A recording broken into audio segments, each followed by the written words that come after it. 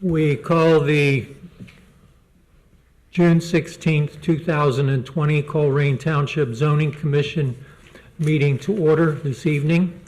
If everybody will stand and join me in the Pledge of Allegiance.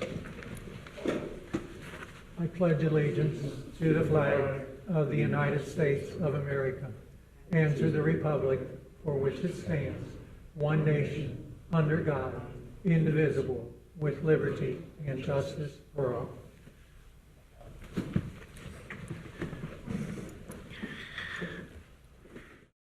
Mr. Iona, could we have a roll call, please? Yes. Commissioner Faring? Here. Commissioner McMullen? Here. Commissioner Smith? Here. Commissioner Gehring?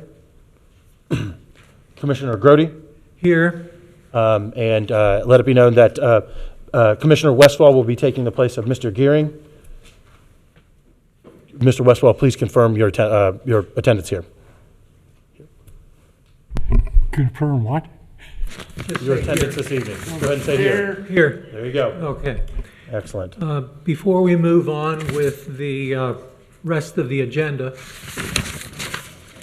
as everyone can see, those waiting outside and those here in the council chambers, our meeting is a little bit different, scheduled a little different, set up a little differently, due to our trying to adhere to the requests and requirements of our state government and dealing with the coronavirus. So I'm asking Mr. Iona if you would please say a few words about the setup this evening and how we will operate. Thank you, Mr. Chairman. In accordance with the governor's orders, as well as best practices for maintaining safe distances with respect to the coronavirus epidemic, the procedures for this meeting will be a little bit different. We are currently present, staff with legal counsel, as well as the applicant, and 5 members of the zoning commission are here in the trustee chambers. And then we have all interested parties or stakeholders interested in speaking tonight will be outside of the commission chambers in a queue. They have been assigned a number in which they will be called in to speak and provide testimony and comment on the applications before the zoning commission this evening. All interested parties and stakeholders have been provided the presentation for this evening, as well as all the information they need to be able to speak on the, again, all the agenda items this evening. And as such, at the appropriate time, each person will be called in to provide testimony that they wish to provide, whether it be for, against, or to ask questions about the project. Again, in accordance with the protocols we've set out. Okay. Thank you, Mr. Iona. Before moving on, we ask everyone in chambers to please silence any mechanical devices they have, as well as those out in the audience waiting to speak this evening. When you do come in, make sure that you have silenced your telephones or whatever other devices you have. All in chambers, please make sure that your microphones are on at this time, and please keep them on so that the people outside will have every opportunity to hear us, as well as for the taping that's being done. The first item on the agenda is approval of the minutes for January 21st, 2020. If everybody could direct their attention to that. And are there any changes, additions, or deletions needed for these minutes? None for me.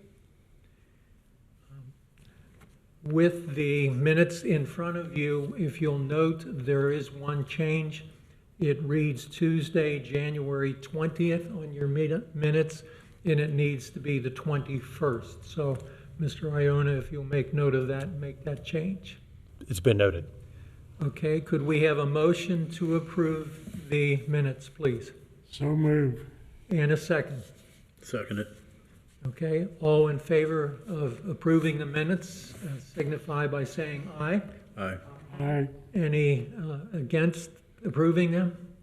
and I will abstain because I was not at the January meeting. Okay, at this time, we move on to the public address, and this is where anybody in the audience, and this means people who are outside waiting to come in, if there is anyone who would like to address the commission regarding any topic that is not on the agenda. If you signed up to speak about one of the topics, this is not the time for you to come in to speak. But is there anyone who wishes to address the commission on any other topic? Seeing no one to come in, we will move on. Is there a final development plan for this evening, Mr. Iona? There is not. There is none. Okay, we will move into public hearings. And at this time, I will ask Mr. Iona to comment on item A, if you would, please. Yes, so the agenda items 1 and 2 pertain to text amendments that will be withdrawn. The first is ZA 2020-01. It's a zoning text amendment that pertained to viticulture and wineries. That request is being withdrawn due to staff inquired about the legality of the legislation we were pursuing, and it turns out that the text amendment itself was not needed as it pertains to wineries and viticulture, and that was outlined in a memo that was sent out to you in the staff packet. So as such, we are withdrawing that request, and I do not believe that needs a vote. Does it need a vote? Okay, thank you, Mr. Iona. The next item is case ZA 2020-02. It is a zoning text amendment dealing with mobile food service units. And again, Mr. Iona, if you would like to make some opening comments, please. Yes, thank you, Mr. Chair. So staff is also withdrawing this request after reviewing the zoning text amendment to add mobile food service and mobile food service operations, food trucks, to the zoning resolution. It was found as of recent that there's already existing legislation that was passed in 2006 that conflicts with the proposed regulations that we were drafting. So staff is going to go ahead and withdraw this application with plans to reconvene with staff and leadership, and then work across the table with the police department, who is currently administering some of these regulations, to come up with regulations that will better fit mobile food service operations in the township. Okay. Thank you, Mr. Iona. Mr. Iona, Commission members, I'm sorry to interrupt. I know we prepared for this item. Yes. And maybe they have some suggestions that you might want to make note of as you reconvene with the various groups to work on this. Certainly. Mr. Iona, I was wondering why, while this is being reviewed, could I ask you to consider a penalty for operating without a zoning certificate? Over the past couple of months, I've noticed a handful of food trucks, mobile food services, operating throughout Colerain, some knowingly, well, probably all knowingly without a certificate. So just wanted to know if we could maybe consider something like that in the future. Duly noted. Thank you. Okay. Other commissioner comments? A couple of items I had, Mr. Iona, in looking at the text amendment itself. A couple of things came to my mind, and that is there's no reference in there for use of in securing propane tanks, which could be very dangerous if they're just sitting outside the unit itself. The other one would be access to electric hookups, cords running across parking lots and so on and so forth. If one of these vendors knows a business and wants to access their electric. And then the third one that I noticed is not in there is disposal of gray and black water. Black water meaning that which is in a toilet. Gray water, is that coming out of a sink or a basin, a vanity type basin. I think those need to be in there some way, shape, or form. Very good. We will definitely take into consideration all this Okay. input. Thank you very much. Any other comments from commissioners? I have one. Where do these trucks park?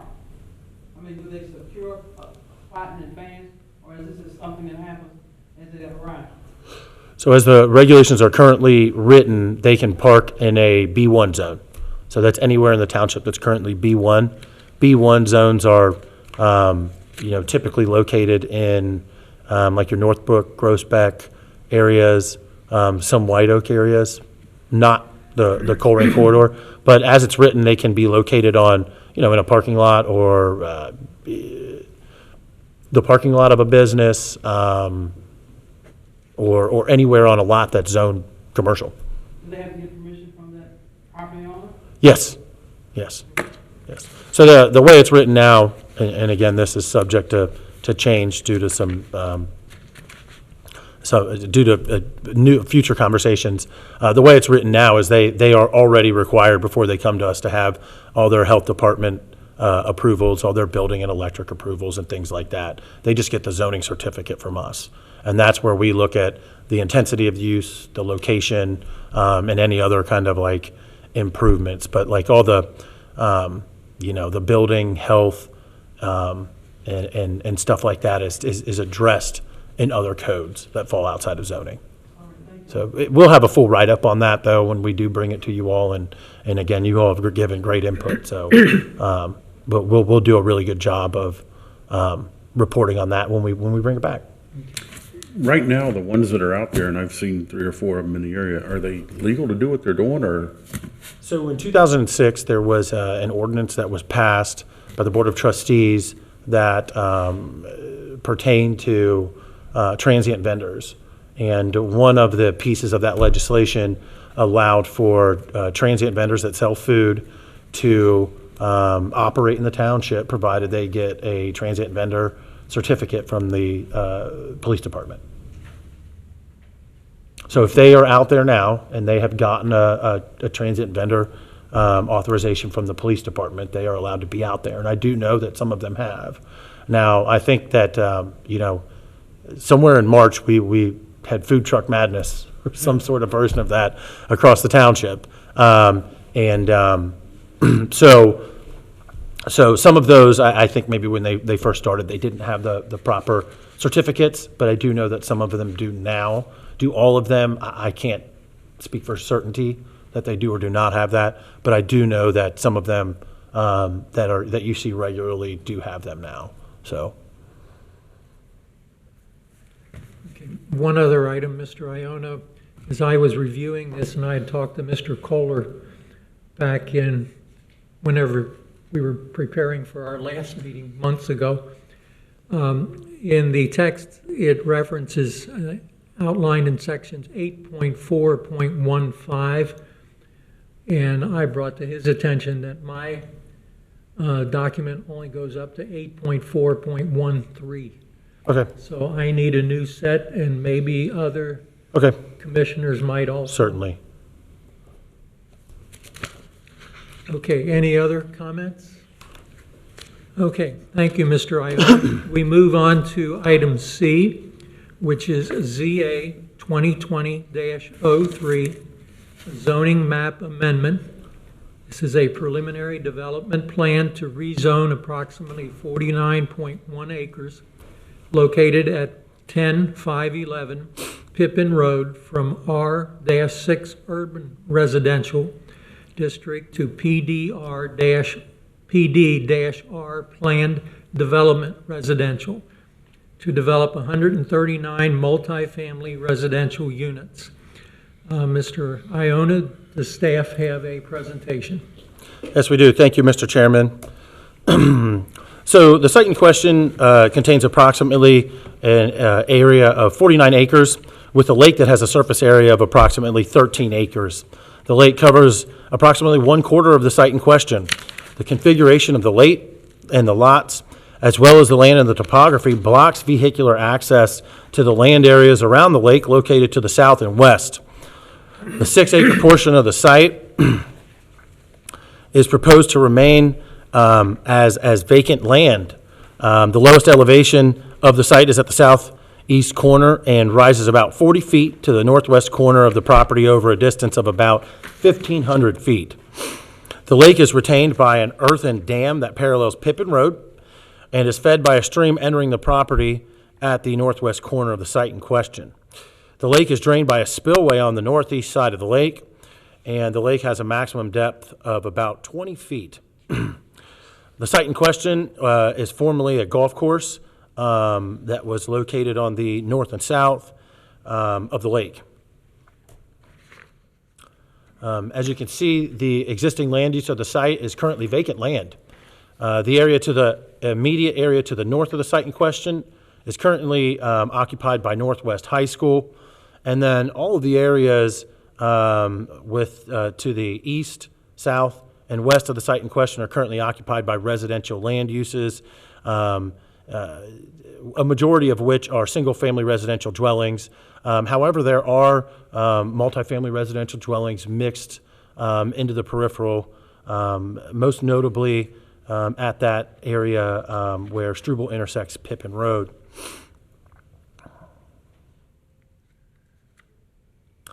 Here is an aerial of the site in question, shown in 1996. Here you can see the lake, as well as the golf course, which is visible. Excuse me. And then you can see the parking lot and access point located along Pippin Road with the clubhouse located on the east side of the lake. Here's an aerial in 2006. You can see that it appears that the lake in the northeast corner was kind of filled in to accommodate a putt-putt course. But all in all, the site looks very similar to how it did in 1996. In 2019, you can see that the site has undergone significant changes. Many of the previous improvements on the site have deteriorated or grown back to their natural condition, with the exception of the clubhouse, which still sits on the site in question, and then the parking lot, which is also significantly deteriorated. In 2007, there was a preliminary subdivision that was approved for the property by the Hamilton County Regional Planning Commission under the standard subdivision process. So this didn't go through Colerain Township. It was a standard subdivision. It met the regulations within the R6 district, and as such, it goes through Hamilton County for review and approval with comment by Colerain Township. The proposed development plan did comply, again, with all R6 zoning standards. It included the development of public streets. So these are publicly dedicated streets in this plan. And they contained individual lots containing 4 family structures. So that's the maximum number of structures that you can have on a lot in the R6 zone, is 4 dwelling units. Again, the subject property was approved for 26 lots, and it contained 104 residential units, plus an additional 9 lots with 36 units on an adjacent tract fronting on Stout Road to the left corner of this slide. So you can see in yellow where the 26 lots containing 104 residential units were on the site in question. And then in the top left corner of this slide, you can see the 9 additional lots that fall out of this tract. And that contained 36 units. And there was also a secondary access to Stout Road. So I'm going to go ahead and go through some existing site conditions. Now, these were taken back in February. I found that these pictures really kind of showed through the leaves. So they were honestly the best pictures for the site in question. So here you can see a picture of Lake Gloria, recently. This is a picture of the lake looking to the west. Here you can see a picture of the lake as well. This is along the south bank, looking to the west again.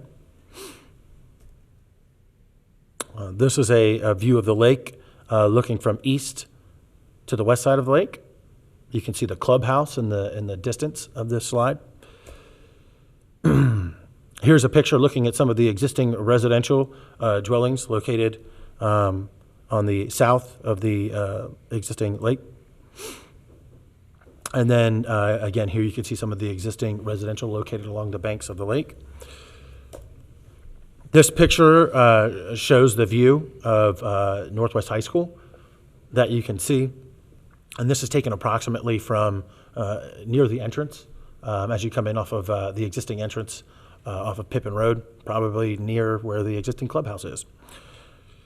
And then here you can see some of the existing landscape buffer that exists along the north property line adjacent to Northwest High School. And then here you can see some of the existing flora and fauna located on the site in question. Here are 3 pictures of the existing clubhouse. It's actually in pretty good shape. And then here you can see pictures of the frontage located along Pippin Road. Both the pictures on the left-hand side of this slide correspond to the existing access point that will be used for access to a small portion of the multifamily dwellings that are proposed for the site. And the 2 pictures on the right side of this slide show the proposed access to what will access a majority, and this is an approximate location, but the proposed approximate location of vehicular access that will lead to a majority of the multifamily dwellings that are proposed for the site in question. And here are 2 pictures of the low retainer dam located on the site in question.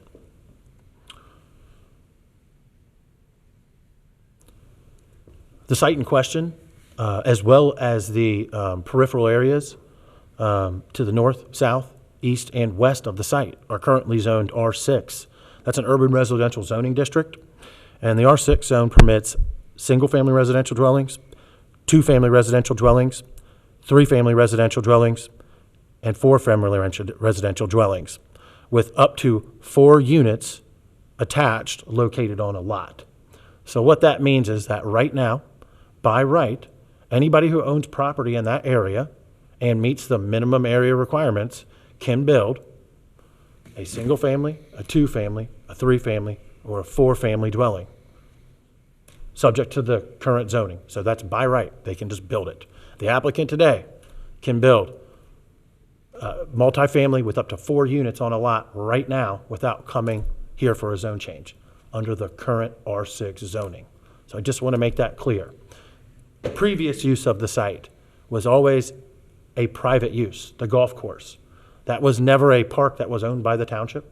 That was never a park that was owned by any organization other than a for-profit amusement commercial recreation use. That was never at any time a open to the public recreational amenity. It was always a for-profit lake and a for-profit golf course. So I just kind of want to clarify some of those things about the site in question. Again, there are existing property rights with this site.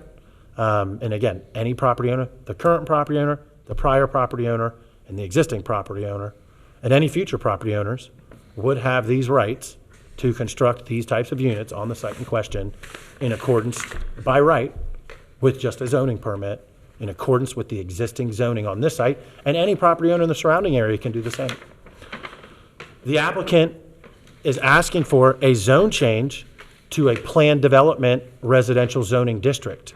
That's a PDR zoning district.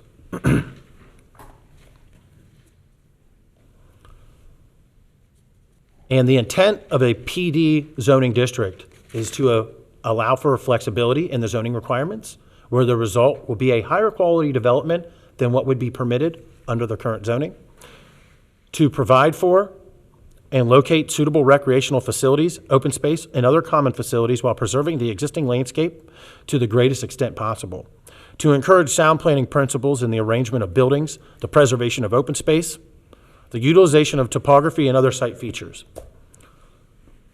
to obtain creative and coordinated designs in harmony with surrounding uses, and to allow procedures supplemental to those applicable in other use districts to establish under which development plans particularly designed to meet the objectives of the intent of a planned development district. And finally, to allow for creative development that conforms to the goals and objectives set forth in the Colerain Township Comprehensive Plan. So there is a specific process of approval for planned developments. There's the preliminary development plan approval, which I like to call the concept approval. And then the final development plan approval, which I like to call the fine detail approval. The preliminary development approval is where an application comes to staff. It then comes before the zoning commission, and the zoning commission makes a recommendation to the board of trustees the Board of Trustees take final action to approve or disapprove the preliminary development plan. The gist of what the preliminary development plan covers is not all of the very fine details about, the exact location of where a building will be, or the exact number of bushes, trees, et cetera, that will be on the site, although typically applicants do a pretty good job of going into that level of detail. But at this level, we're really determining, is this intensity, density, and land use appropriate on this site? That's really the intent of what the preliminary development plan is for in this process. So that covers the preliminary development plan. You can see where we're at in this process on this slide. Everything in green is where we are. So we've done the application, we've done the staff review, we've sent it to you all. We're at the zoning commission hearing. You all will make a recommendation of favorable or unfavorable. That recommendation then again goes to the Board of Trustees, who take final action. If the Board of Trustees decides to approve the development plan, then it comes back to you all for the final development process. And that process consists of an application to staff, a staff review, and then a hearing at the zoning commission, at which point they will, not a hearing, but a review from the zoning commission, and then final action by the zoning commission to approve or deny the final development plan.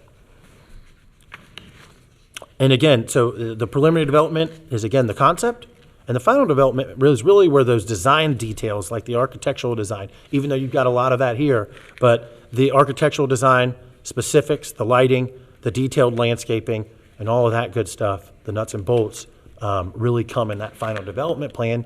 And that's where the applicant will be held to any conditions that came from the preliminary development plan. So if we make conditions in the preliminary development plan, the applicant will show compliance with those conditions in the final development plan. Does that all make sense to everybody? Yes. Excellent. Thank you very much. So on to the submitted development plan. So the submitted development plan shows the site in question. It occupies 49 acres. Again, with a lake area that has a surface area of about 13 acres, it covers about 1/4 of the site in question. You can see the existing site has a substantial portion of flora and fauna on the site in question. The plan calls for the construction of 139 residential dwelling units that will be contained in 30 buildings. Each of these buildings will contain 1 to 8 units, and the majority of these residential units will be 4-unit buildings. In fact, there's only going to be, I think, one 1-unit building and 1 8-unit building, and those are located at the south portion of the site, or on the eastern border of the site in question, that you can see here on at the bottom right-hand corner of the slide. The plan does show the conversion of the existing clubhouse into a 2-bedroom apartment with a garage. All of the units, all 139 units, will be single-floor units with 2 bedrooms, 2 bathrooms, and attached 2-car garages. The overall project density of the development will be 2.83 units per acre. That's compared to an allowable 5.8 units per acre that is allowed under the R6 density. So again, to repeat, the density on this site could be 5.8 units per acre. The applicant is proposing 2.83 units per acre. The site plan also shows a gazebo overlooking the lake, and you can see that as that middle access point on the right side of this slide. And that gazebo is going to be an amenity on the site that will be open not only to residents of the site in question, but also to the general public. So they'll be providing an amenity. The gazebo will be overlooking the lake, and that parking lot can be used by residents as well as the general public. As it pertains to off-street parking, all units have 2 off-street parking spaces in addition to in the driveway of their unit, in addition to the 2-car garage parking that they have in their 2-car garage. And then there are also 45 shared parking spaces scattered throughout the development, in the event that, there's a large gathering at one unit. They have 45 shared parking spaces throughout the development. Vehicular access. Vehicular access is provided via private drives. So the entire site will be accessed via private drives. Private drives are not dedicated roadways. As such, private drives are not required to be maintained by the township. So all of these drives will be the ownership, and all maintenance will be subject to the property owner and not the township. Access to the development will come from 3 access points located off of Pippin Road. And you can see those on the, on the right side of the slide, and they're all located on the east property line of the development. And you can see them, north to south. The largest vehicular, or the most intense vehicular access point will be located on the north side of the development site. You can see the second vehicular access point, which will just access the gazebo. And then the third one at the south side of the eastern property line will access a much less intense portion of the development. That will access the converted clubhouse as well as an 8-unit attached multifamily building. As it pertains to sidewalk requirements, sidewalk is required along Pippin, and as such, that is just something that we wanted to point out here. Sidewalk will be required along Pippin.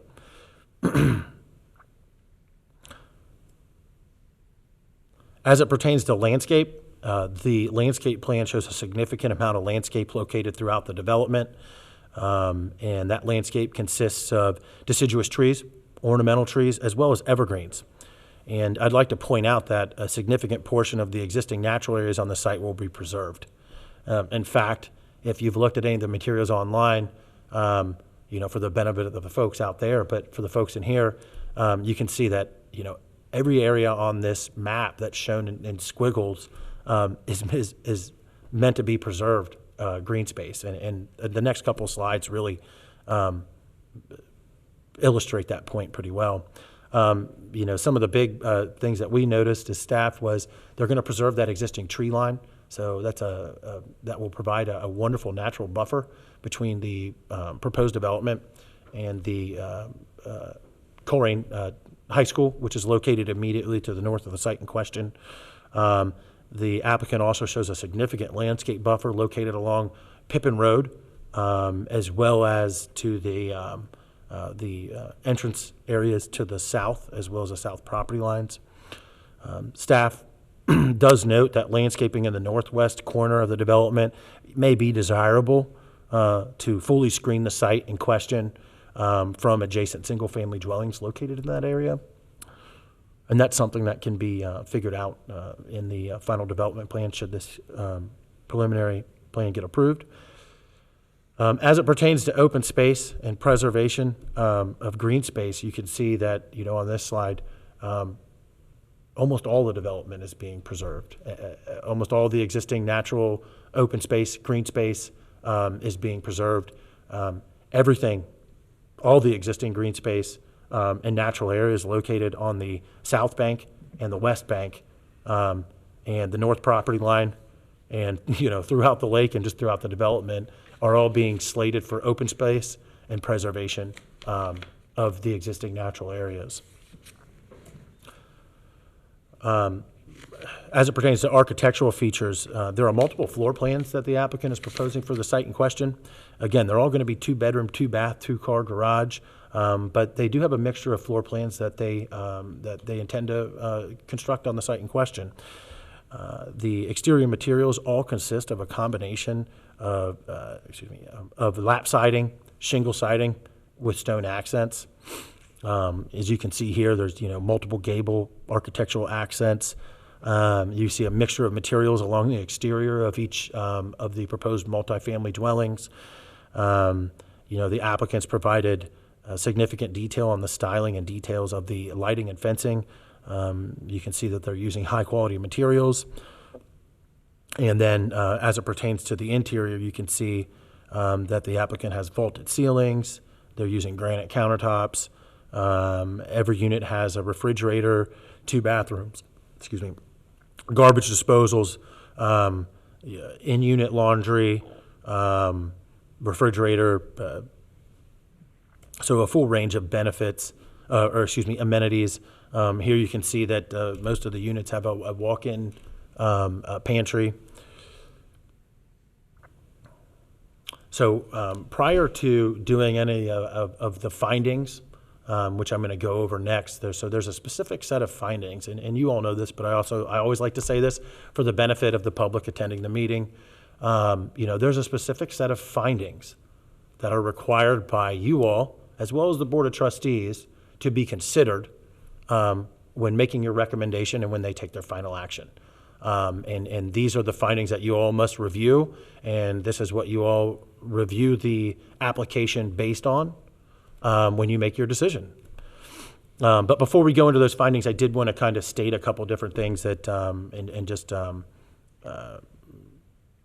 point out a couple different things. As far as, the use of the site as a public park, the applicant did discuss at some point, the use of this site as a public park and dedicating land to the township, a portion of the land along the lake to the township for use as a public park.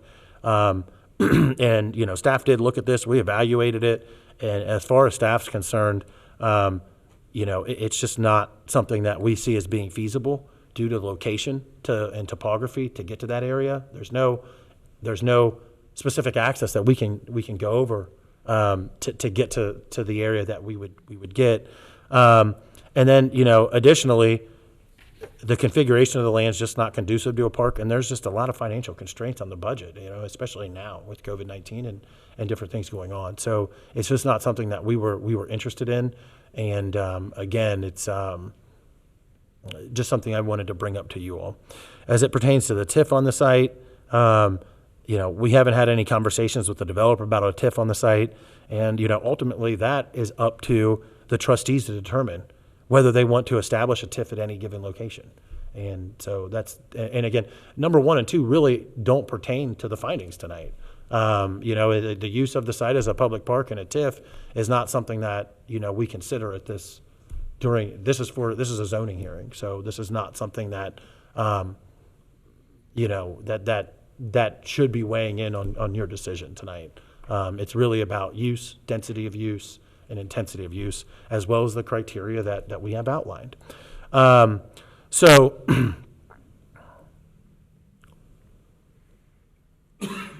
I do want to go over some of the findings that are required by the board and the board of, the zoning commission and the board of trustees prior to making any recommendation or decision. The first approval criteria is that the PD district and preliminary development plan are consistent with the adopted comprehensive plan. Number 2, that the proposed uses will have a beneficial effect on the community. Number 3, that the internal streets and primary and secondary roads that are proposed properly interconnect with the surrounding existing road network. Number 4, that the site will be accessible from public roads, and that those roads will be generally adequate to carry the traffic that will be imposed upon them by the increased intensity and density of the site. Number 5, the minimum common open space areas have been designated and shall be duly transferred to a homeowners association, if that's applicable, or that they'll just be, basically what number 5 means is that any open space areas need to be dedicated, and there has to be a plan that they will be maintained. Number 6, that the development plan is consistent with the intent and purpose of the zoning resolution. And number 7, that it's been transmitted to all agencies and departments charged with the responsibility of review. So those are the 7 findings, and I do want to kind of just touch base on staff's comments with each of the, as it pertains to each of those findings. So as it pertains to number 1, the PD and the proposed development and its consistency with the adopted comp plan, I do want to note that the proposed development is located in the Beavis Pleasant Run character area, and that borders on the rural North Dunlap area to the west. Development policies related to residential development include development with access to central sewers, minimizing cul-de-sacs, development of pedestrian infrastructure, interconnection between developments, development with density similar to existing development. The proposed development is going to have access to central sewers. It's going to have sidewalks throughout the development along Pippin Road. The density is concentrated on a portion of the site that preserves open space, and the overall density is similar to that of the surrounding neighborhood on the site in question. The general policies of the comprehensive plan stress for high-quality development, which staff believes the proposed materials, building materials, and the quality of design do meet. And then finally, the comprehensive plan also lists attached residential, which is being proposed as an appropriate land use for this area. As it pertains to number 2, The second finding, which says that the proposed uses will have a beneficial effect on the community. Staff notes that 76% of Colerain's housing is single-family detached units. A recent market study prepared by DIN Marketing focused on the potential for adding new rental housing choices within Colerain. And that market, or that study went on to say that, a rental housing, which sometimes does have a negative stigma, isn't always a bad thing for a community, and it's actually something that Colerain Township is very deficient. And quality rental, high quality rental is something that would have a strong demand in Colerain Township. As it pertains to number 3, the internal streets and primary, secondary roads that are within the development will be connected to the surrounding road network. The internal roads within the site in question will be located along access drive or private drives. The proposed width of the drives is about 20 feet, which can accommodate two-way traffic at the low speeds intended for the development. The advantage of private drives versus publicly dedicated drives or streets, publicly dedicated streets, private drives versus publicly dedicated streets is that it eliminates the township's ownership. So by using private drives, that means the township doesn't adopt these streets. They don't get dedicated to the township. We don't have to maintain them from here throughout the life of the development.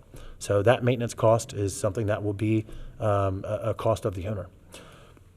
As it pertains to access to the surrounding areas, the points of the intersection along Pippin Road appear to have adequate sight distance. The Hamilton County engineer did ask that a traffic impact study be conducted on the site in question to make sure that all access will meet the best practices and use for access to the development. As it pertains to finding number 4, that the site will be accessible from public roads. The site does have substantial access from Pippin Road. There's currently one access point. The applicant proposes to add 2 more access points along a county road, or the purview of the Hamilton County engineer, who called for a traffic impact study to be required to address any issues. And that traffic study may require some upgrades to be made to the road in order to bring the access points up to the best practices for access to the type of development that they're proposing. That study may also find that they don't have to make any improvements, but that's something, again, that's the purview of Hamilton County, and they administer the codes on access management for Colerain Township. Number 5, the minimum common open space areas have been designated and will be maintained, whether it's by a homeowners association or a dedicated organization. So, the submitted development plan does include and incorporate a lot of open space as well as the preservation of natural areas on the site in question. The applicant has indicated that they will have a property maintenance organization. I think they do their own property maintenance. They're going to be on site. All that open space and all the landscape is something that they're going to maintain, preserve, and they're going to assume responsibility for all that. And as it pertains to finding number 6, that the preliminary development plan is consistent with the intent and purpose of the resolution. The PDR zone requires that a minimum of 25% of the site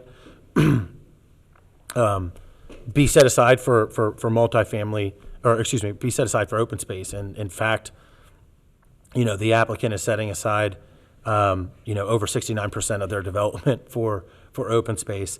In addition to the open space, when staff looks at the intensity, density, type of use that's being proposed, the construction materials being used, and the fact that they're doing a pretty creative development. They're filling a need for a type of housing that we just don't have in Colerain Township.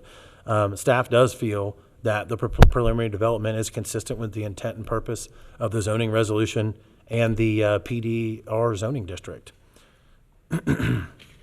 And as it pertains to number 7, staff has sent the development plan to all the pertinent agencies and departments who are charged with the responsibility of review for all the different utilities and things that are associated, the things basically external to zoning that are associated with the development plan. And while we did receive comments, we did not get any comments that said, hey, this isn't a development that can happen. Now, there are things that need to be, like the traffic impact study, but there wasn't anything that was of significance that would prevent the development from going forward. And then there are just a couple other additional comments. Again, the proposed density that the applicant's asking for is 2.83 units per acre, and the allowable density on the site in question is 5.83. I kind of peppered that in my presentation here and there, but it's just something that we had put in the staff report and that I wanted to mention. And then as it pertains to notification, there are 3 letters of support that staff did receive from the project, and these were emailed from attendees at the Colerain Township Senior Center. So as it pertains to staff's recommendation, we are recommending approval of the proposed preliminary development plan and the zoning map amendment from R6 Urban Residential to PDR Planned Development Residential District, subject to approval of the following variants as well as the conditions. So section 13.3.4 talks about minimums and maximums for parking spaces, and you're allowed to have 10% above what's required or 10% below what is required. With each unit having a 2-car garage and 2 parking spaces in the driveway, an average of 1/3 parking spaces in the shared parking area, the total provided is about 4.33 spaces per unit, and the maximum allowed is 2.2 spaces per unit. Staff is recommending approval of the proposed variance because this development kind of it does connect to the surrounding areas, but it also does act kind of on its own. And those additional parking spaces really come from those shared parking areas. And, staff finds it to be something that within a development like this, having access to those shared parking spaces, for those times or circumstances when a tenant might want to have an event or during the holidays when they have family over. It's just something that is going to be beneficial for the community and the residents who live there, as well as, really protect the public health, safety, and welfare. I don't know if you've ever driven down, any street around Christmas or during the holidays or just any time, graduation, anytime, where there's a family event and you see, cars lined up down the road. They don't have that ability because there's not a road here. It's a private drive. So these shared parking spaces really act as on-street parking, whereas many areas in the township do have on-street parking and this doesn't. So this is something that I wanted to bring to your attention. And again, it is a variance that would be required to be approved, and staff is recommending approval of the variance. And then the conditions of approval. So there's 4 conditions. The first is that a public sidewalk be constructed along Pippin Road, that Pippin Road frontage, located on the east side of the property, and it shall be constructed in compliance with the design standards, the applicable design standards. Number 2, that a concrete sidewalk be constructed on both sides of the primary north entry drive from Pippin Road to the first intersection of the private drive. After this intersection, a sidewalk located along one side of the private drive shall be permitted. Number 3, that the final development plan shall include a landscape plan that addresses the preservation. So how are they going to preserve and maintain that existing buffer located on the north property border, as well as the care and maintenance of all the open space? Particular consideration should be given to providing additional screening and buffering from adjacent residential uses located on that northern property line that I brought up previously in my presentation. And then finally, number 4, that the final development plan be in keeping with the submitted materials that were provided with the application of the preliminary development plan. And that pertains to the exterior building materials as well as the site plan layout and landscape plan. So that's all for the staff report. I'd be happy to answer any questions. Thank you, Mr. Iona. Commissioners, any comments, questions of Mr. Iona before we move to hear from the applicant? I have one. Lake Gloria has come to us before, probably on 2 or 3 other different occasions, and was denied, and I don't know if I'm gonna get the word right, but it seemed like it had something to do with the land not being suitable for housing, to the density or something on that order. Could you speak to that? Yes, so as far as the land not being suitable for development, I'm not aware of anything of that. In fact, that 2007 plan showed a considerable amount of homes located on the same portion that they're looking to build on. So I guess I'm not too familiar with any of that. As far as like soil concerns, drainage and soil drainage and other concerns like that, that's all going to be, that's addressed at the development review stages with Hamilton County. What we're looking at here is really just the plan. If they get to Hamilton County and Hamilton County says, you're boring, so we found that, you have, an improper soil, or, the drainage isn't going to work, and this plan can't work, then they'll have to come back for a revised plan, or the plan just won't happen. But Are you aware that there's flooding in that area? I live on Gloria Avenue and have been flooded many times, many. And I was told that Lake Gloria runs I got a creek 2 doors up from my house, runs down to that creek. So I would be concerned about the construction and additional flooding that could be caused. okay. Has that been addressed? Again, that is the flooding and construction. So I'm not going to speak for the Hamilton County Engineers Office, but the way they do their grading and drainage, you're not allowed to create any more drainage off that site than is already on there right now. So when it goes through there, they won't be creating any more drainage or runoff than they currently have. But I mean, they're gonna add sewers, right? They will have sewers, yes. Okay, so that would be another concern about the residents that live on Gloria Avenue that Lake Gloria was named for, or my street was named for. Okay. So I would like for that to be addressed, The sewers? the sewage and the flooding, yes. So you're saying there's sewers running off on your property? When it flooded, we had raw sewage in the street. Okay. So there are a number of actually, so a lot of the housing around Lake Gloria actually has, uses public or septic systems as their sewage. We don't. So it could be something from the existing homes in that area that are already there. They're going to be connecting to sewer. Many of the homes located around Lake Gloria currently use septic as their sewerage. And a lot of those lines run near and around Lake Gloria. So if there's any sewer that could be coming from it, it would be from, some type of septic system. But if they're tying into a sewer, there won't be any sewage coming from their development unless there's a break in the sewer line. So the only way you're getting any sewer coming or sewage coming down there, down that kind of like channel that comes out of the back of it, if that's where you're at, that's going to either be a broken sewer line or a septic leach field that's leaking into the lake or leaking somewhere around there. Do you know where Gloria Avenue is? Yes. It's probably east, real close, Yes. runs off of Struble Avenue. Yes. MSD has been out and trying to make some kind of mitigation for the problem that has occurred. We don't have septic tanks. I don't know of anyone around us that do. Okay. So that would be just something I would like to be considered. Okay.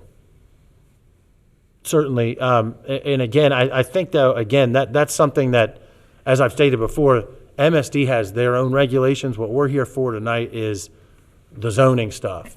And if there's issues with that, MSD is going to have to figure out whether they have the capacity for them or not. You know what I mean? So MSD has a certain capacity. If they go get their capacity, then that's something that they're allowed to build that sewer system. So what has MSD said so far? That's something I would defer to the applicant on. Okay. Good enough. Okay. Any other commissioner comments or questions to Mr. Iona? I just have one quick one. When you said you're going to be you know, looking at materials and stuff. These drawings that we have here look nice, but is that vinyl or is that other types of siding? I think it's stated in the packet. They did not have it in there. I think it was vinyl, yes. Okay. I think there was the vinyl and then the vinyl shake. That's all I have. Anybody else? Okay, I assume, sir, you are either the applicant or represent the applicant. And if you'll come forward perhaps and remove your mask, state your name and who you are with, and then you will be sworn in by Mr. Dieters. Okay, my name is Gregory Thurman. I am the applicant for Redwood USA. Sir, please raise your right hand. You swear to tell the whole truth, nothing but the truth, so help you God? I do. And sir, could you spell your last name? Thurman, Thurman. Thank you, sir. The floor is yours. Your address, sir? My address is 20 Village Square, Cincinnati 45246 over in Glendale. That's our office. Mr. Iona has my presentation ready to go here.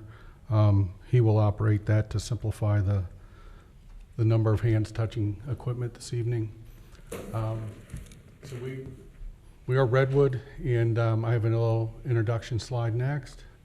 So my name's Greg Thurman, as I stated. I'm the VP of Acquisitions for Redwood USA. I'm a registered surveyor, went to UC, Army vet. Been in the business 40 years as a developer, builder, designer, and I've actually built 8 to 10 subdivisions in Colerain Township over my last 30 years. Some of those names you might recognize: Chapel Heights, Denler Meadow, Sprucewood, Springleaf. I got them noted there. So I have a long history of building in Colerain Township, and I lived in Chapel Heights for 8 years where my daughter was born. So this is near and dear to me. I have lots of family that still live in Colerain Township, so I'm excited to put this opportunity on the table and have some of my own family members living here in the Redwood community in years to come. Okay, so there's a little translation issue. That top line is some squiggles of some sort. You must have the newer version. Yeah, that's okay. I'm going to go kind of fast because Mr. Iona covered very in depth what Redwood is all about. Everything we build is single story, low density apartment neighborhoods. We've been in business since 1991, almost 29 years. Our portfolio consists of over 12,000 units over 8 states. We are typically 98% leased at any given moment in time. Many of our communities have waiting lists, and we're happy to keep those units leased almost at 100%. We're resident focused, responsive neighbors. We maintain ownership forever.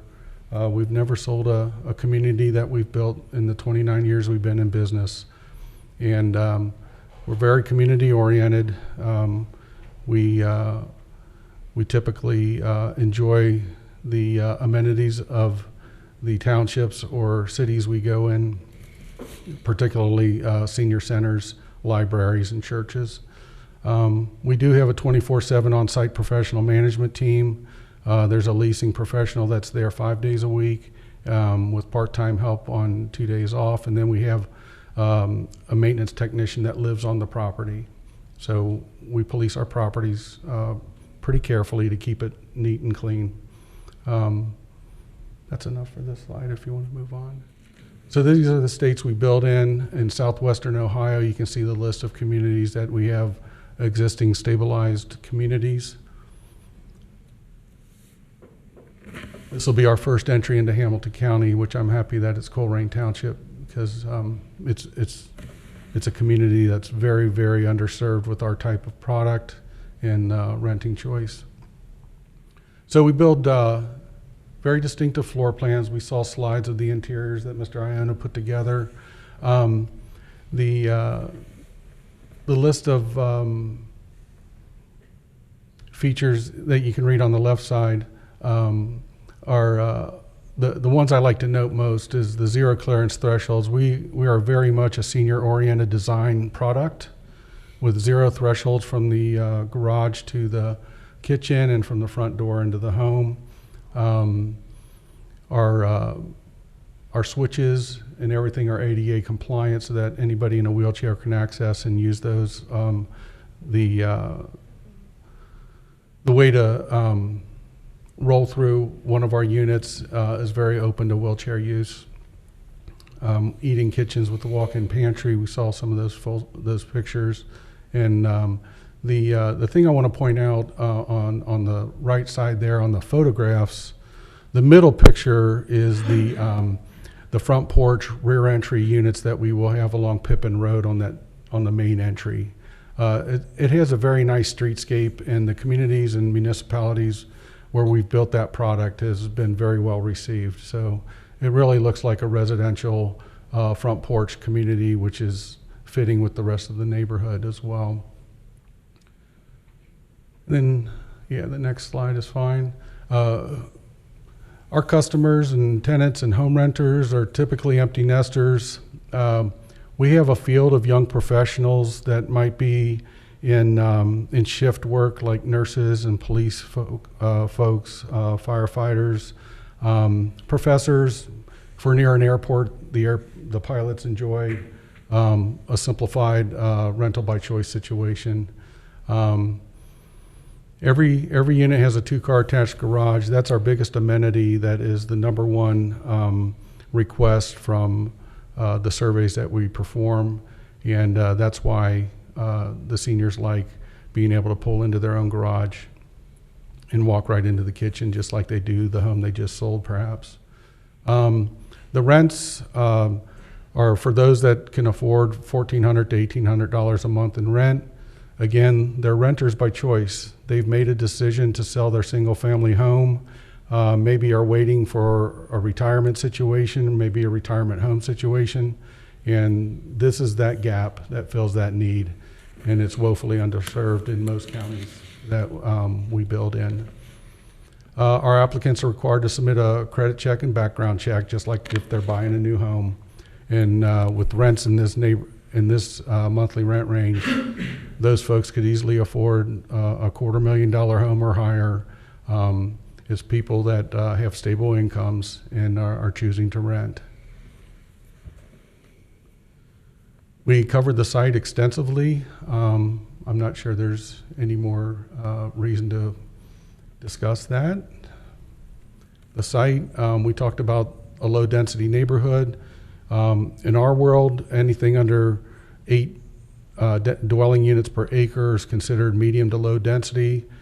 Because of the preservation of the lake and the green space to the south shore, this only comes in at 2.83 DUAs, which is rather exceptional for the amount of acres that we're talking about here.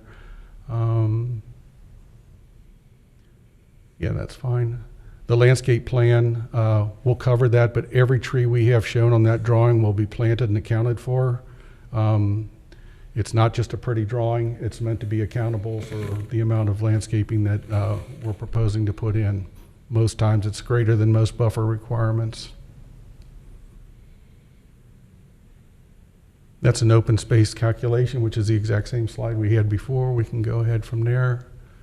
And again, our exterior architecture. One thing I'm very proud of that we've been doing for many years now, a decade or two. We use 2x6 exterior wall construction for our insulating envelope. We use OSB sheeting on those walls to create a very soundproof and high quality situation for our insulation, which results into extremely good utility bills. Every unit comes with a high efficiency HVAC system. We use Energy Star certified windows, lifetime dimensional shingles. The units that we build achieve exceptionally high utility standards.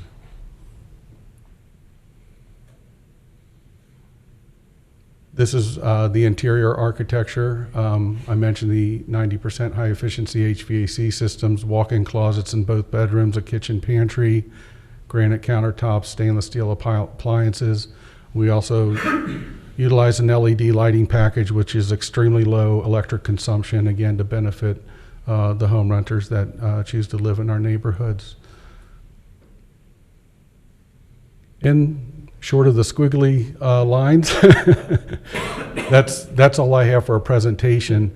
I would like to address a couple of things since Ms. Smith mentioned the runoff, the stormwater runoff, and the sewer scenario.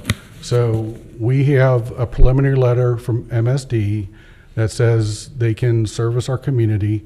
When there are problems anywhere in that system, it is a public sewer that MSD is responsible for. Now, I can't knowingly exacerbate a situation that would get worse. So we're scrutinized pretty heavily on the approval process.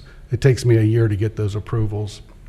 But so MSD is responsible for the situation you have. I don't know if there may be a combined sewer system that is archaic in today's standards, but that's when stormwater and sewer were combined together. But I know those systems were in Hamilton County for the years, for 40 years. We've been repairing those and replacing those. I mean, Harrison Avenue going down Queen City's been inundated since I've been alive because of the combined sewer situation. But all of our stuff will obviously be brand new, and with the latest materials, it'll be the highest and safest sewer scenario that you can have using best practices today. But as far as stormwater runoff, we have to work with the Hamilton County Public Works, and we're scrutinized heavily on how much stormwater we're allowed to leave our site. A lot of times we can better the scenario because, especially with a large lake, we can better the scenario of release if there's a known problem downstream. And that's something that we have to get permitted through Hamilton County's Engineering Department and Public Works Department. We cannot just release all the water without collecting it and letting it go off our site in a proper manner. But knowing these scenarios helps us engineer and possibly create a better scenario than what is existing now, which is a pretty failing outfall structure that's existing on the lake now. It's not maintained whatsoever. But those are the only two bits of information I know that I can do to offer some remedy. And I'd possibly like to hear further what scenario is going on there during heavy storms. I assume it's mostly heavy storms when you say you have backup with sewage in it. So during a dry spell, you wouldn't typically have that, I'm sure. But pretty much anybody has to go through that same scrutiny with permitting process. So it's not just me offering to do something exceptional. We do go through a process that's heavily scrutinized, but we're definitely open to talking with those departments at MSD and the Public Works to see if there's something that we can do to help improve that and take some responsibility to help the fix. So, yeah. The other thing I wanted to bring up too, we talked about Lake Gloria and how many years since I've been alive it's been there. I played golf there and spent some time there, with my family as I lived in Green Township and Colerain Township for many years. But there's a couple of folks that are bringing about a little change to what we initially came in for. And we were made aware that the fire department uses Lake Gloria for some training situations in the cold weather and icy weather. So I've been in contact with Captain Mike Cake. I don't know if it's Cakey or Cake, but we typically work with the public services when we have lakes and retention ponds to allow them to continue that training. So we would offer that same scenario here. One of our neighbors is a nonprofit church, New Hope Ministries. They have a holding company that's a different name, but I was contacted by Paula Bassard, and we talked about how we can be neighbors and maybe benefit each other's situation being next to each other.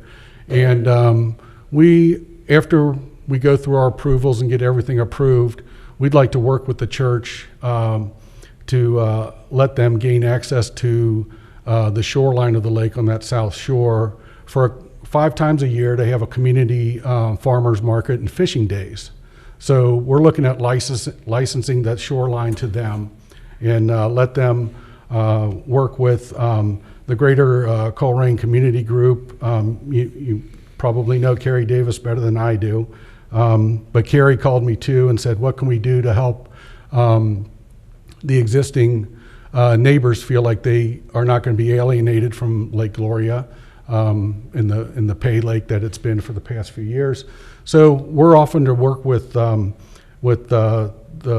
Greater Colerain Community Group, New Hope Ministries, the church next door, and we got Dave Moravik, one of your newer chamber presidents for the Colerain Township Chamber of Commerce, and met with him on site, and they're interested in working together.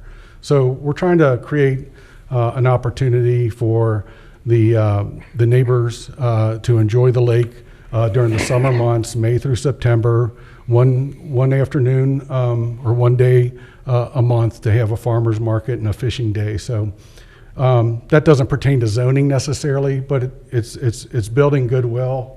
And I wanted to share their names and let you know that it's a good community feeling already, and we haven't started construction and we don't own it. So, but there's a lot of goodwill on the table that way. So I just wanted to bring that up and let you know we're good neighbors, we're good stewards of property, and we take care of ourselves and our neighbors as well. So I wanted to throw that out there. And that's all I have, other than questions. If we can answer any questions for anybody. Thank you, Mr. Thurman. Commissioners, questions, comments? I have a comment. There is a group out there, which you probably already know, that's Save Lake Gloria. So you probably better be ready for it. Oh, well, we are proposing to save Lake Gloria. 'Cause I'd rather do that than. some of them don't think that you are. Well, we're on public record of what we want to do, so I appreciate that, sir. Okay, anybody else? So I just had a comment on the gazebo. I do like having the gazebo. What I don't like is having the third exit of the property, just another curb cut, basically. Would there be a possibility, myself envisioning that the northern entrance, just that area of parking for that first building there, if the parking could be there rather than having that third? So that's a good point. We were, I guess, we worked with staff and probably had 6 or 8 different concepts of what that might look like. We were trying to make it feel like a separate entry so that the public feels like they're not invading a private, a complex. I am totally open to that. I agree that it would eliminate a curb cut, but it is very safe there to come in, park, turn around, and leave as well. So I don't know if you feel compelled to make that a condition. I would work with it, but we were trying to make it feel like it was actually a separate, open to the public. Nobody feels like they're invading anybody's privacy, and they can park there and have a lunch overlooking the lake. So that's the only reason we created that third situation there. So, Right. like I Or said, perhaps if instead of the entrance curving this direction, curve it that direction, just perhaps have more Well, yards in between right. the 2 driveways. Because in theory, I think it works, but then once you add the traffic of those actually leaving or entering the complex, as well as that entrance, they seem rather close. It's just a length of a building. I hear your concern there. When we do our traffic study, you'll see our traffic patterns are about 48% that of a single-family residence. It's very low traffic with a single-story townhome product. So I don't see a problem, but if, like I said, if you feel compelled to make a condition, I would work with that. Okay. I have a question. Yes, ma'am. Will the exit, I know you're in the process of doing a traffic study, will the exit be off the Stewart or will it be off of Fifth? The only entrance is off of Pippin Road. The exit to? Yes, it's like a regular street, only private. Okay. Yeah. Any other comments, questions, commissioners? Thank you. I think one thing I'd like to suggest, sir, with your final development plan, I tried to get a hold of Northwest Transportation, Yes. but with their being closed, it's impossible. And having been in charge of transportation for a major school district for 10 years, I don't think they're going to bring buses down your streets. So you might want to consider some waiting area right out on Pippin Road for where kids can wait for buses in a safe manner. You know, they're not, a high school next door, they're not providing transportation anyway, but for the elementary schools, Yeah. for, That's a good point, and that brings up a point that's kind of beneficial for our product choice here and being senior-oriented design. We'll have about 10 or 15 kids in this community that'll go to school. Half of those will be high schoolers, middle schoolers, and grade schoolers. So we create about 1/10 of what single-family product does, and that's because of the way we design our units. And it's not meant to be a place where you have a family that has 3 or 4 cars parked on the street and the kids are coming and going. So that's part of the design, to keep the school-age children to a minimum, and that's the byproduct of our design. So I appreciate that, though. okay. Thank you. One more opportunity, commissioners, before Mr. Thurman sits down. I have one more.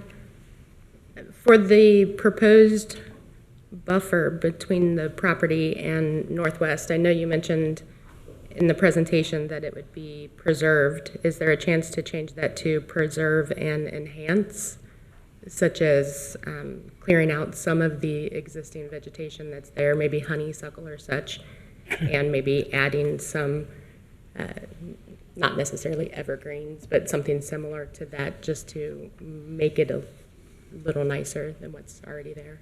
I am open to that, of course. A lot of times you do more damage than good trying to clear out what Mother Nature's done, over the years. It's a great buffer now, but I don't mind looking at where our grading, how close that's going to be, and then enhancing the buffer. We might even be able to enhance the buffer on our side with some of the old trees and the things that are existing now, and put those on our side in the backyards of our units as well. So we can look at enhancing the buffer there. Not sure how you would word that, but I've done that in the past where there's been citizens that approached me and I said I'd be happy to look at it, and we placed 3 or 4 trees on their backyard to create a better buffer situation. Right, such as if there's dead trees, remove them. I don't like honeysuckle, just things like that, make it Honeysuckle worthy of is a today. weed. Right. Yeah, I understand. So if, just trying to think how you would word that, come up with a buffer enhancement plan, I'd be happy to do that Okay. along that north school line. And we're gonna address the existing resident that's up there in that corner too. So, yeah, we'd be happy to do that. All right, thank you. Thank you, sir. Thank you. Okay. Before we move on to public hearing, commissioners and staff, do we need to take a 5-minute break for restroom purposes? No. We're okay? Okay. At this time, I need a motion to open the public hearing. So move. I'll second that. Okay, may we have a roll call, Mr. Iona?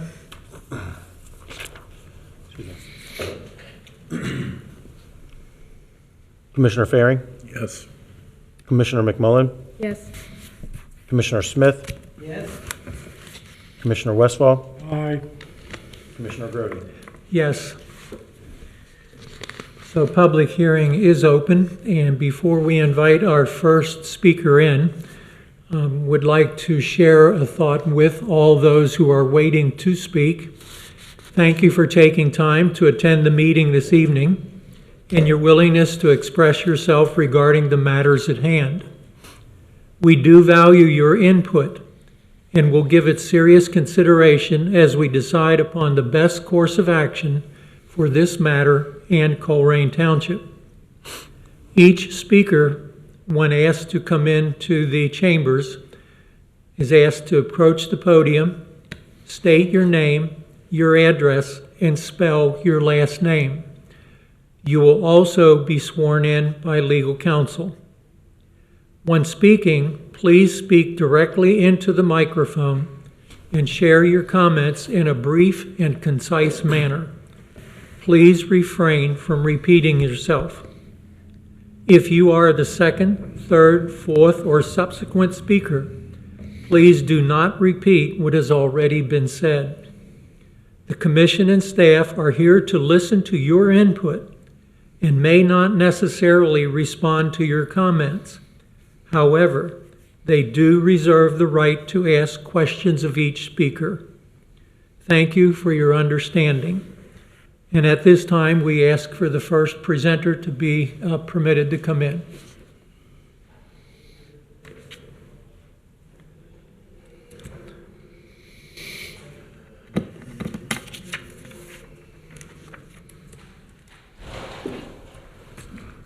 If you approach the microphone, sir, and I think for the sake of being able to be heard, you may have to remove your mask so it doesn't get muffled. If you would please say your name, your address, spell your name, and then our legal counsel will swear you in. Okay. Name is J. Timothy Plaguey. I live at 10418 Zocalo Drive. Okay? Mr. Dieters? Sir, please raise your right hand. Do you swear to tell the truth, the whole truth, and nothing but the truth, so help you God? I do. Okay. The floor is yours, sir. Okay.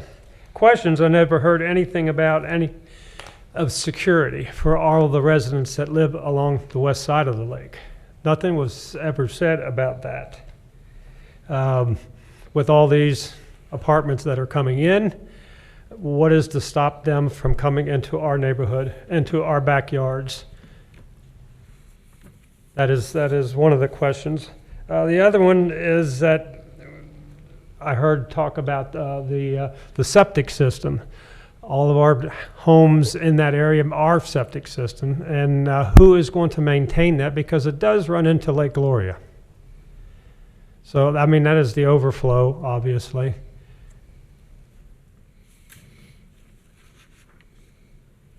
And I guess that's pretty much my concern, other than the fact that they are going to maintain a green space and everything. On our side, it is very little. I'm sure that they're going to maintain that. So is there any kind of a fence that's going to go up? Or is that all going to just remain the same? Okay. Should we ask Mr. Thurman to respond? that's appropriate in this situation. Yes. Mr. Thurman, would you like to respond to one or more of these topics? I know you. If you'll come to the... I'll go ahead and just kind of have that as a parking area. You want me to just, There, let's keep our social distance. okay? Not that one, but particularly that one, we'll keep our 6 feet. Mr. Thurman? Yeah, we can certainly. So the many times I've walked this property, it's apparent that the neighbors are enjoying the view of the lake. I'm proposing to just leave it the way it is, cut 10 foot off the shoreline so that I can maintain it and make sure the shoreline is clean. But I'm proposing to leave it a natural green space as it is now. The few people I've talked to expressed an interest in a good way that we're not going to disturb that at all. And I don't think that putting a fence up, although that may be a perceived safety feature, that lake is the best safety feature you can have. Our residents aren't going to cross that lake or the creeks that go into the lake there. It's a very wetland area, and it's a moat of sorts. It really is. So. Okay, Mr. Plaguey had two other items. Security was one, and the septic systems in their current property. Yeah, so most of our properties have some septic systems that come into them. Of course, the maintenance of those is their responsibility. I cannot change the course of the effluent that comes from those systems, nor do I plan to do that. So the systems will operate as they do today, as well as they're maintained. Okay. Was there? Thank you, sir. As you exit, sir, would you let the gentleman at the desk know we're ready for the second presenter? Thank you.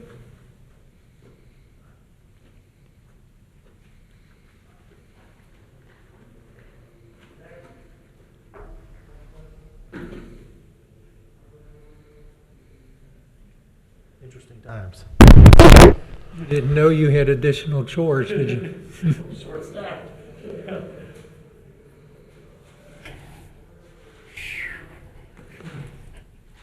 If you'll come and approach the microphone, please, and for the benefit of everybody being able to hear, I think you'll have to lower your mask. And if you'll state your name, your address, and spell your last name, and then legal counsel will swear you in. My name is Paula Bassard, spelled B as in boy, U-S-S-A-R-D. Your address? 6054 Cook Road, Milford, Ohio, 45150. Okay, before swearing in, sir, there was a second presenter, a Mr. Campbell. Is that person no longer coming in? Mr. or... He's not going to be coming in, actually. I apologize. No, Okay, Roland Campbell will not be providing testimony. okay. Mr. Dieters? Please raise your right hand. Do you swear to tell the truth, the whole truth, nothing but the truth, so help you God? Yes, sir, I do. The floor is yours. Thank you. I'm here and my husband is outside. We are pastors of New Hope Ministries, the church immediately adjacent to Lake Gloria. And we're also representing our entire faith family, many of whom live right around the lake, Northbrook, the community behind our church. And we are all very much in favor of the proposal and very favorably inclined toward all that we've seen of the plans that's been presented by Redwood Properties. My husband and I took the church as pastors in 2005, and almost immediately we were just captured by the serenity, the peace of the lake, and knew almost immediately that this whole environment was really conducive to allowing us to have outreach and community events, build relationships with the residents of Colerain Township.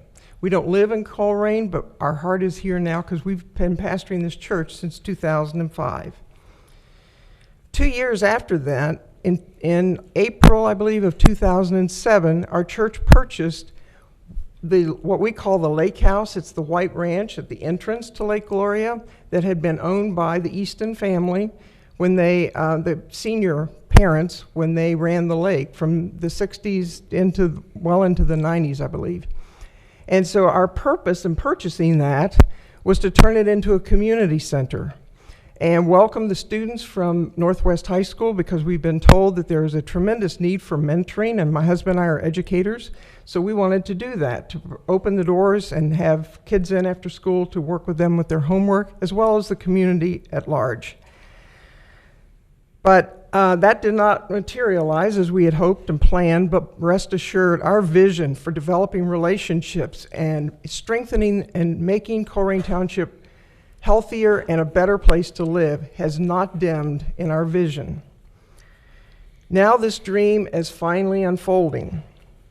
With our eyes focused on the vision that you've heard described tonight by Mr. Thurman and the whole Redwood property division and all the plans that they have put out, we at New Hope have been absolutely blessed with our relationship with Mr. Thurman. We have found him to be extremely open to all of our suggestions, any input, and you saw that tonight, actually, with some suggestions that were made. We found that to be true. And in one of our early conversations several months ago, I was leading up to asking if there was any way that we could perhaps purchase or barter or whatever the 5 acres, which is, I don't do directions, I'm blonde or wannabe, west of our parking lot. And before I could really even ask the question, he said, you know, I've been thinking about just donating that property to the church. What would you do with it if I gave it to you? So I answered his question, and we had a solid union of vision about community outreach and doing what's best for the township. So, but it didn't end there. When I brought up the playground equipment that's over behind what we called the bait house, that brick building, that $40,000 playground, I actually helped write a grant to get that when the African American Church owned Lake Gloria for several years from 07 to 11, I believe. And so I asked what the intent or the purpose was in that, keeping that playground, and he said, we really have no why. Would you like it? And I said, yes, sir, we certainly would. So it's, you know, he said, go ahead and get it. And we decided then, after some other conversations, that we probably ought to wait till the actual deal is consummated. But that's the relationship and the hospitable and warm feeling that we've gotten from Mr. Thurman and everyone with whom I've spoken. So we are totally and completely in support of their moving in and developing this property into all that it can possibly be. Anyone have any questions that I can answer? Thank you. Yes, sir. I'm dying to know what your suggestion for the use of the lake is. My suggestion for the use of the lake. You said you suggested that. I'm not sure the question. I thought you had said that you approached Mr. Thurman and said that you wanted to acquire the lake also. Oh, well, yes, sir. What purpose? We have been trying to purchase this land. We've gone around for years trying to find partners so that we could purchase this land, but it just never came, and they wouldn't take my Visa or MasterCard. So, at any rate, our church just was simply not able to buy it. But we wanted to build a community center there with sports areas for the schools to use as well as the public. A buffet, we wanted to have a wedding center, a chapel, and really make it a consecrated place for wonderful community events as well as private events to be rented out for weddings and receptions and so forth. Well, thank you very much. Thank you. Okay. So I have a comment just tacking on the community part of it, but with discussion earlier about the gazebo, could we potentially move the gazebo to this end so you could have the little parking area there, as well as the church would be able to utilize that for their community days, and if the playground shifts there, make it one comprehensive area. So, do I have to speak in the microphone? Yes, it's being recorded. You could go ahead and just sit the on-deck chair over here. So I guess I'm totally open to that. I totally support that. If there's a chance that after we get our approvals and everything, that there's a reason where somebody didn't want us to donate land or didn't approve the zoning for the donated land, I wanted to have something there. So I think we could possibly condition that as an option, that should the land be donated, that we would literally move the gazebo or build it. By that time, we can just build the first one right there in conjunction with the utilization of the church and its adjacent property. See, the 5 acres is landlocked, and that was part of the problem with the Park District, trying to say, how do we make this something that's amenable to the community? It's challenged because it's landlocked. The only access, the best access, is through the church property. So that's why we would do a land swap or a transfer there. After we're done with our zoning and approvals, we come back and do a minor or major amendment, depending on how it's classified, and work with the church to take that 5 acre tract there. Now, there's a lot of technical things with that, not a lot, but we have an agreement, at least verbally and in writing, it's a letter of understanding, but I have proposed conservation areas along the lakefront and the neighbors that are on that private drive, because I don't want them to be affected by a decision by us to work with the neighbor that might take some property. So those would be conservation easements forever, not to be touched. So like I said, we'll be happy to come back, but the understanding is we're going to work with the church and the community groups that I mentioned with the Chamber of Commerce and the Colerain, the Greater Colerain Community Action Group. So Right. I'm looking forward to seeing a community day there. That'll be fun.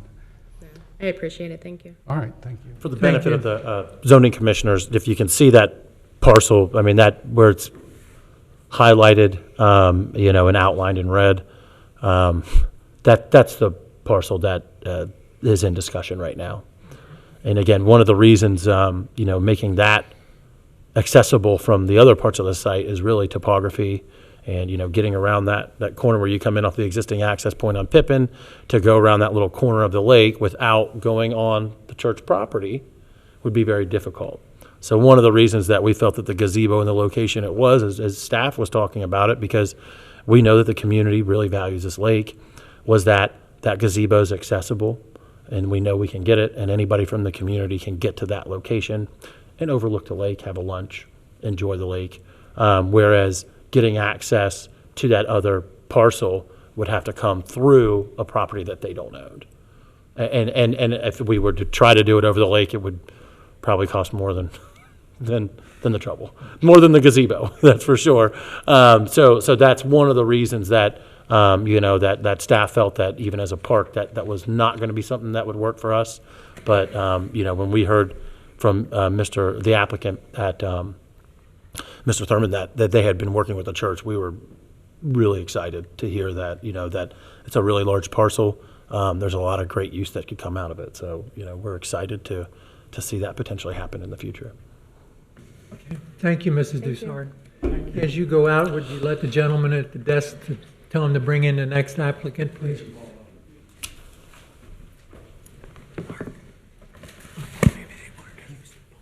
Our bus boy. I'll have a handbook. Oh, you mean you're winging it, huh?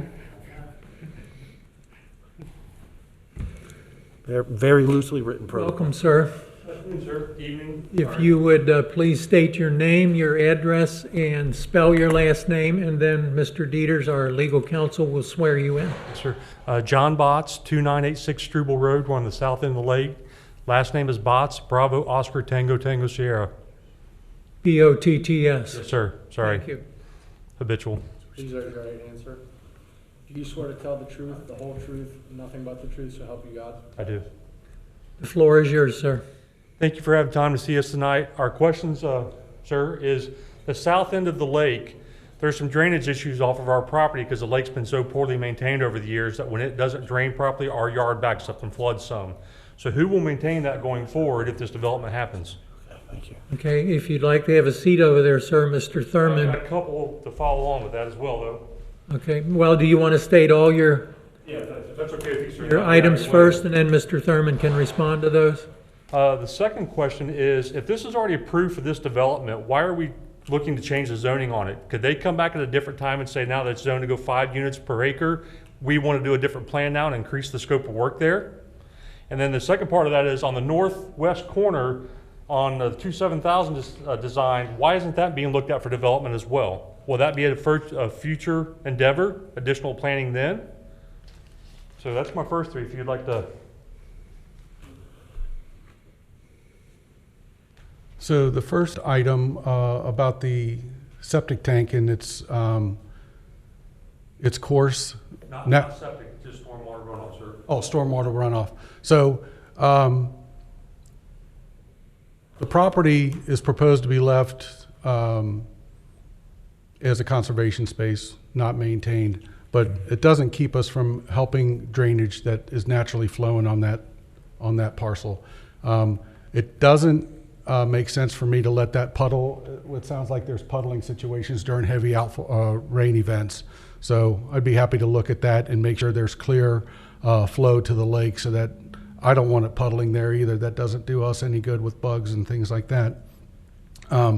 As far as the tract of land that's owned by somebody other than our seller, I'm not proposing to purchase that, to extend anything, to do anything other than what's proposed here. So I don't know who that might be. And you had a third? Would you ever change if this goes to 5 units per acre? Oh. Scrap this design and increase the scope and maybe change it to a different design? That's the beauty of a PUD. I can't do anything other than what I'm proposing here. If the PUD is not approved, I'm meaning to address both parties here, but if the PUD is not approved, I have the option to come back and meet existing zoning by right. I don't need approval for that, which is every person's right as an owner of land. The only thing that would happen there is, yes, you can build what the zoning allows. You can alter the lake. You can create the stream that it used to be, develop on both sides of the pond or the stream that might be recreated there. So the beauty of a PUD is the control that it must be similar, very similar in nature to the preliminary development plan. So that's the protection you have. Anybody, even me, I could come back and say, I want to redesign my preliminary development plan, and it might be 5 units an acre. I don't build that though. You know, I only build single-story product. So our intention is to have this preliminary development plan be very similar to the final development plan. I cannot change I'm speaking a little bit out of turn here, but I can't propose to change the density except for a minute 0.1% amount. So You you're can't. protected that way. I'll just kind of put the final say on that. You can't change it at all. This is the plan you're going to get with this zone change. So that's what you'll get. If you don't get this plan, it's going to come back. If there's an adjustment to this plan, it's going to be re-notified and reheard in this same fashion. If this gets approved for the preliminary development plan, which I talked about in my presentation, this is the plan you're going to get. The final development plan will come back with more details, and it will address maybe some of the conditions that we make on this plan at this stage. But yeah, if this plan's approved at this stage, it can't be changed. If they change it, they're gonna have to come back and go through this whole stage again. You'll get the notice. We do the whole show again. If that makes sense. I have 2 more, if that's all right. Okay. And right now, I can right now, staff currently does not have any applications for that parcel that used to connect to Stout Road. Outside, we're glad to hear that the township doesn't want the park and the Sir, responsibilities of it. Sir, if you speak to the microphone, we're Yes, sir. being recorded. Thank you. We're glad to hear that the township doesn't want the responsibility of the park and the maintenance and the upkeep of that. That's good news for us. It sounds like the church is on board with the 5-acre parcel. If you're willing to possibly annex that to them, what's the chance that you would sell us the land directly behind our house that touches the lake? I'm open to that, but that's a minor or major change depending on how zoning considers that. That's all I have tonight, sir. Thank you. Thank you, sir. Mr. Iona, any other comment before you leave? Sir, would you let the gentleman know we're ready for the next presenter?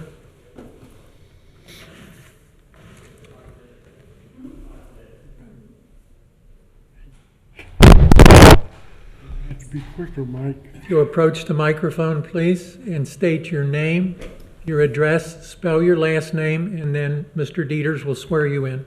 Hi, my name is Tracy Tome Botts. My last name is spelled Tome-Botts, and I live at 2986 Struble Road. Mr. Dieters? Please raise your right hand. Do you swear to tell the truth, the whole truth, and nothing but the truth, so help you God? I do. Thank you. The floor is yours. Thank you. I have a couple of issues. I am against Mr. Thurman bequeathing land to the church. It seems to me that there has already been made a deal with the church prior to coming here. We live on the southern part of the lake. On the western part of the 5 acres. So my concern would be the accessibility from the church and from the residents of the development accessing our property. The people who own it now, and they're open for public fishing and things like that. They weren't open today. However, there were public people there fishing in the lake. It happens more times than not that people trespass on that land. And when you have more people on the land, more people are going to trespass onto our property. It's just a human thing, like, hey, let's go over there and see what it is, kind of a thing. We just don't want the increased traffic on the green space that we have. We have 2 acres that in our, it's like a rectangle that butts up to the lake. We know that you said that you'd have a 10-foot easement or walkway or just a clearing area from the lake, but that would entice the public to come over to the other side where the green space is and to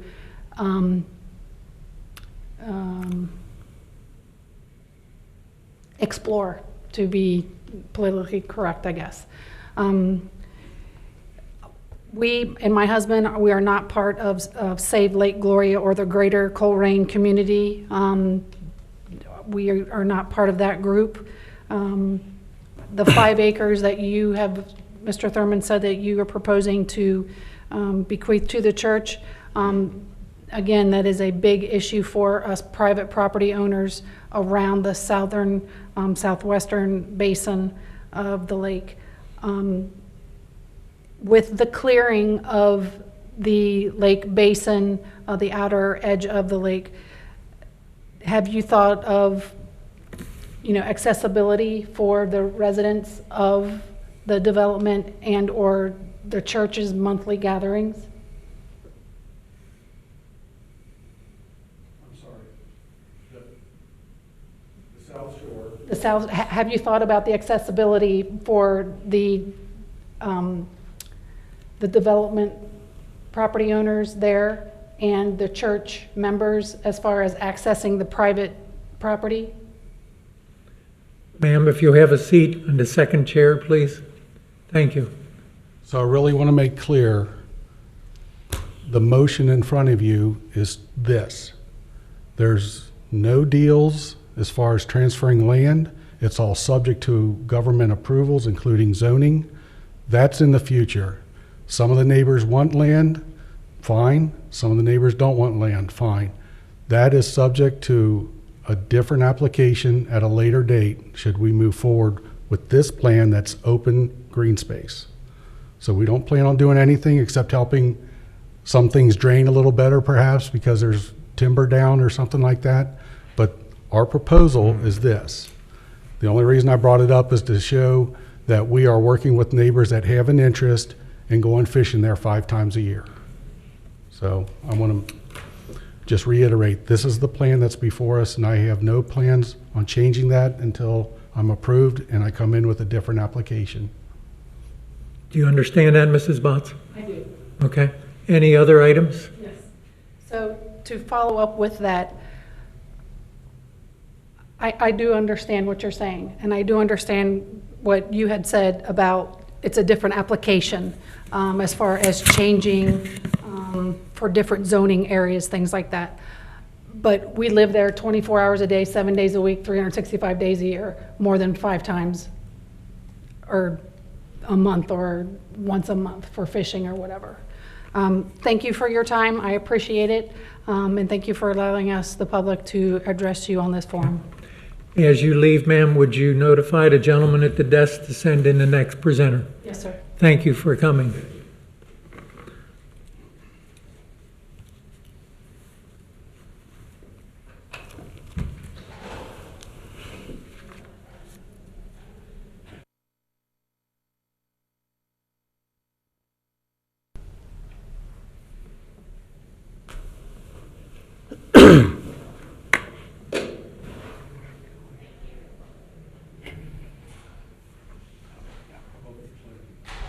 Good evening.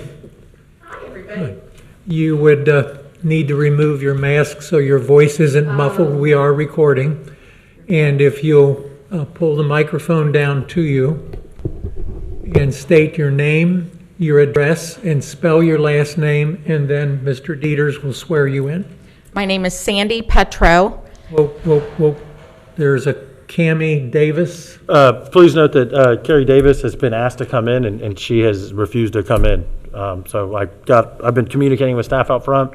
Apparently, she's refusing to come in at her granted time to speak. So she won't be permitted it later? does not seem like that, yes. Okay. So we can certainly consider that later, but as of right now, she's been contacted multiple times by staff, and she is not interested in speaking, I guess. So Okay. we will move on, and I will just go ahead and note that in the record, Okay. official record. Again, if you'll start your name, let's start over. Thank God. My name is Sandy Petrou, Petrou. I live at 2928 Struble Road. Okay. Please raise your right hand. Do you swear to tell the truth, the whole truth, and nothing but the truth, so help you God? Absolutely. The floor is yours. Thank you so much. First of all, I appreciate everybody being here tonight and the amazing presentation you guys have given. I really totally appreciate it. Mr. Thurman, I am one of the private drive property owners. I'm at the very end. I'm sure you know which property I am because we're the ones who clear at the bottom, so you can pretty much tell. If you look at your little square there, the 5 acres, we're the very last on the right with the little tiny corner, so that's us. First things first, I will take up really quickly about the Carrie Davis situation. She did, just so everybody knows the rest of the story, she did request to go last, and she was given number 6, and apparently does not want to be in the middle of the group and still wants to be last. I'm not really sure why, but that was her request, so I'm sure that's why she's not getting out of the car. Just saying. Mr. Thurman, when you mentioned we are good neighbors, and I appreciate that, I feel that your first priority should be to the actual homeowners, the actual taxpayers of the adjacent properties. My property is worth about $400,000 right now. My husband and I have worked tirelessly at keeping our property value up. I've donated time to my community. I'm a pretty positive influence where I am, what I do, and it hurts my heart to think that the greater Colerain community group could be given any credence whatsoever to walk in and make any sort of requests. I won't call it a demand, but I know how it works. I am absolutely opposed to having anybody with that group have a foot in the door, because I feel as though once a foot is in the door, there's going to be an awful lot of wiggling of that foot. As far as the church is concerned, my question is, if the 5 acres is eventually donated, does that not change your density? Yes. It does change density. So can you proceed with everything now? Get your zoning approval, go ahead and build, and then bequeath? Does that not change? It does. It does. We covered that. I'm sorry, I may have missed it. Go ahead. Okay. Ma'am, if you'll have a seat in the second chair there. Thank you. And Mr. Thurman will respond to that. That is the sheer beauty of a preliminary development plan. I can't change anything without coming back through this process and having public input and getting a staff recommendation and zoning recommendation to the trustees. Anything that's on the table about a community day event, which is limited to 5 times a year, is off the table. It's goodwill with the folks that approached me about doing something with the lake, allowing the neighbors to access it. That's if and when I get my development built and I come back through a process and ask to do anything that's different than that plan. Okay. So today that plan is open space. That's what it'll be. I'm assuming that's what it'll be, the recommendation. I don't know why they would change that, but and before I do anything to one neighbor, I would ask every neighbor that's interested to sit at the table. That's not what this hearing here tonight is about, but Right. I've been a neighbor here in Hamilton County for 58 years. I'm not leaving. I'm a neighbor, and I understand your concern. And I've gone through measures to protect you that you don't even know about. But Love to hear them. yeah, well, it's 100 feet past your property line into that 5 acres that's protected. But I don't want to get off track, and I'm sorry about that. So I think that answers your question a little bit. Do you have other items, ma'am? I do have a comment. Nothing nearly as tragic. Let's see, where was I? Hang on a minute. And I know that Mrs. Botts did talk about the 10 feet cutting. So is that going to be completely around the lake that you're aware of? Sorry. Okay, ma'am, hold on, Mr. Thurman. Why don't you state your other items and then he can Okay, respond to hang on a minute. Density, got it. Shoreline, got it. And actually, that might have been it. Good for, I got a question for her. Go ahead, Mr. Thurman. Our intention is for that shoreline to look the same forever, even if there's land transfers down the road. I'm not going to transfer land without conservation easements and protection for that shoreline. That's what I don't want to change. So no matter what happens down the road after we develop and we come back with an application, we're protecting the shoreline. I don't have to cut that grass. I'd be happy to stay north shore above the creek and the spillway. right. So I want the right to maintain it if I need to, but I don't have to cut the grass. I don't have to, it doesn't have to be a noticeable walkway that people will come to, because I don't want that either. My residents are not allowed to fish in the lake. They're not allowed to boat in the lake. They're allowed to look at the lake. And that's why they rent from us, because it'll look that way for them forever. So I think that addresses that pretty completely. Thank you. I think one of the commissioners has a question of you, ma'am, so if you'll. I just want to get a handle on everything. You and the lady that was Ma'am? before you. Are you the last lot back on Ashley Acres? I am, Yeah, okay, on the right side. on the right side, Jones's old place. Who? Gary Jones? Yes. Loved him. I know where you're coming from there. I know that property very well. Actually, I built your house in '87. But, Did you really? yeah, for Jim Nemus, he developed that back there. Absolutely. And you guys go right to the lake, if I'm not mistaken, right? So I can see their concern, if they open that up to fishing and stuff, you have people right in their backyard, on the lake, so. Right, I understand where you're coming from. I just wanted to make sure. We've been really fortunate with NVR. Is it NVR? NRV, whatever. They've allowed us to put a barrier from having people come through, because we have all kinds of ducks and geese and stuff, because of the fishing, for the most part. They come to ours because we don't even, other than to cut it, we don't fish, we don't boat, we don't even go over there other than to cut it. And you're right. I mean, we are right at the water, pretty close to the water. Yeah, I didn't remember how much was actually in Yeah, there's between your yards and I mean, the there's water. 30 It's not feet, much. but you feel like you're right there. But yeah. Point's about 30 feet. The tight point, and then it widens. Okay.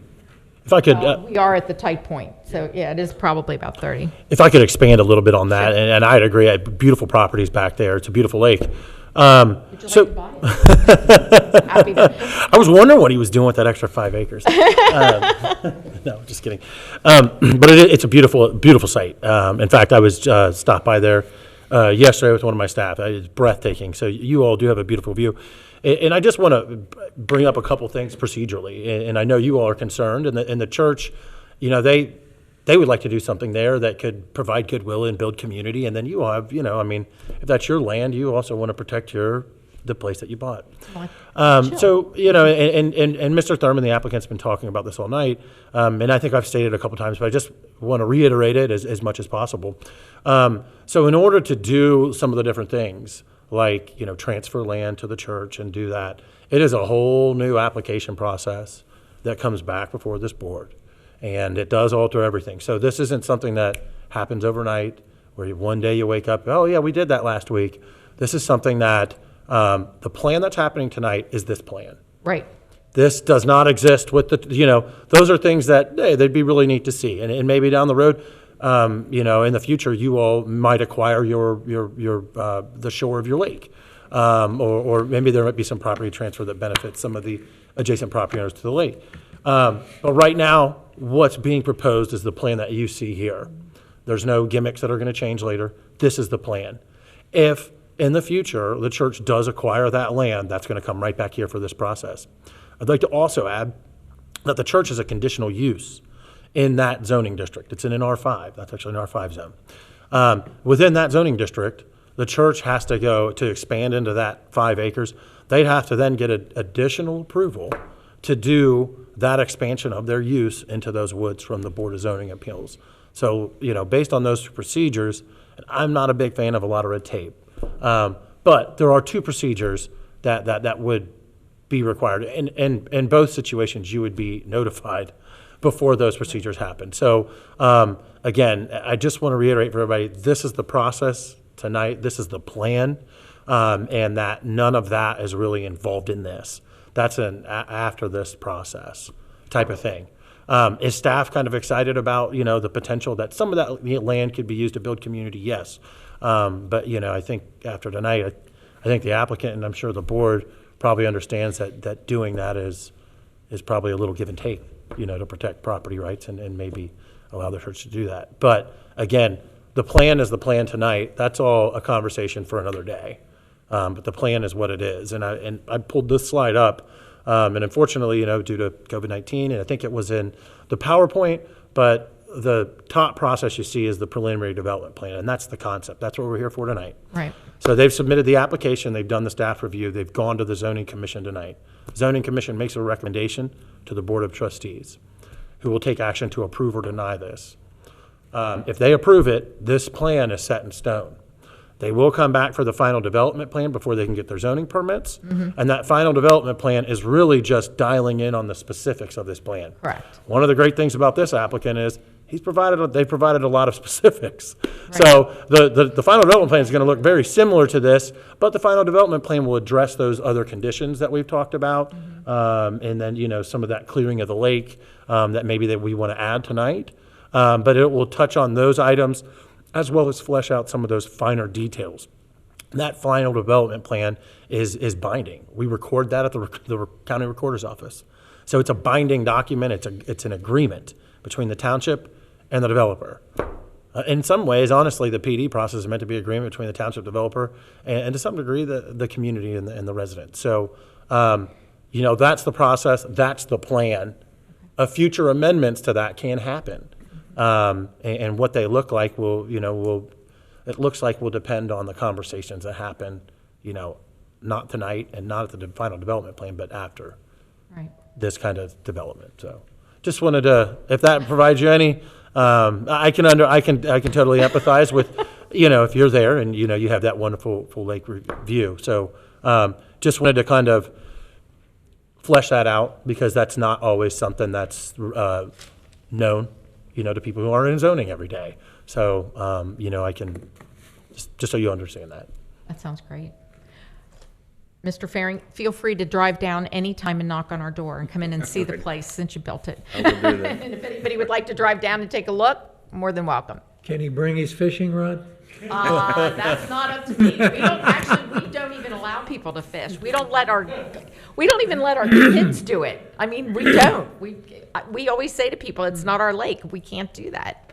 So. Thank you very much. Yeah, I appreciate it. Thank you. Would you let the gentleman at the desk know to send in the next presenter, please? I sure will. Thank you very much. So if we can just take a quick moment to pause here. So Ms. Davis has, I think, come back into the rotunda. I think it would be the purview of the board to decide whether or not to allow her to speak. She was afforded her time at number 6. So I will leave that to your purview to decide. Okay. Could you step back out for one moment, ma'am? Mr. Dieters, where are we on that legally? So I would say with COVID and all the new procedures tonight, we should let everybody speak. I would concur with that. Elements of caution. I would concur with that, but I just wanted to bring that up to the board and let you all make your decision. And Mr. Iona? Mr. Iona, you did not write down the podium. I need to. I'll do it. I gotta get it. It's Some rule, my huh? job. It's the rules. It's the protocol. Okay. Thank you. If you'll state your name, Karen give us your address, spell your last name, and then Mr. Dieters will swear you in. Carrie Davis, Davis, at 8364 Royal Heights Drive. Please raise your right hand. Do you swear to tell the truth, the whole truth, and nothing but the truth, so help you God? Yes, sir. The floor is yours. Okay, and I want to apologize. I have COPD, and so there was kind of a crowd over there, so I had stepped away, and I was watching on the monitor when it was going to be my turn, and so I was trying to just social distance best I can because I'm vulnerable. But also I wanted to share with you that I requested to be last on the list, just so that out of courtesy, because I talk a lot. And I didn't want to make all these people wait behind me in line, but that was apparently not approved to just let me go last, so I didn't have to bother people so much. Mike, here is, I took this straight off the printer, so I have not touched this paper, but I'd like you to share that. And also, I have this. So if you could share that with the president of the commission or whatever you call it. I don't want to give this. What is the nature of the content here? And I can just go ahead and enter it into the record. So I printed off the computer. There's an online petition. It's nothing legally binding, but it gives you a good indication of response in the community. And it has the names of approximately 1,500 people. I think it's 1,483 people who support. I'm actually I leaded up the Save Lake Gloria campaign. Because we did not want to lose that asset in the community. And the highest use for us as residents, not as businessmen, would be to use it as a community park. So we started a petition. We have over 1,000 of those signatures are from people in Colerain Township. 250 of those signatures are from people in adjoining jurisdictions like Fairfield and Hamilton and those areas, and the rest are people, I have no idea who they are, across the country. But there's about 1,500 signatures on there, asking for you all to please make it a condition of approving this plan that the developer commit to some aspect to preserve the lake for recreational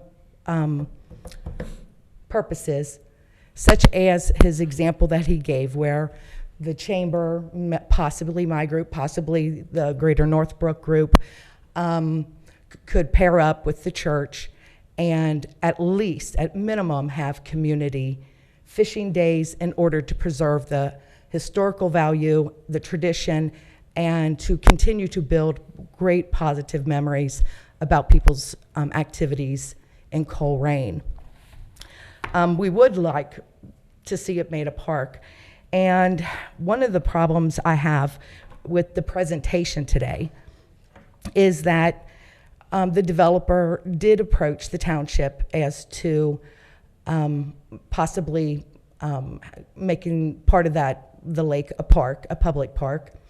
And nobody in administration brought it to the township.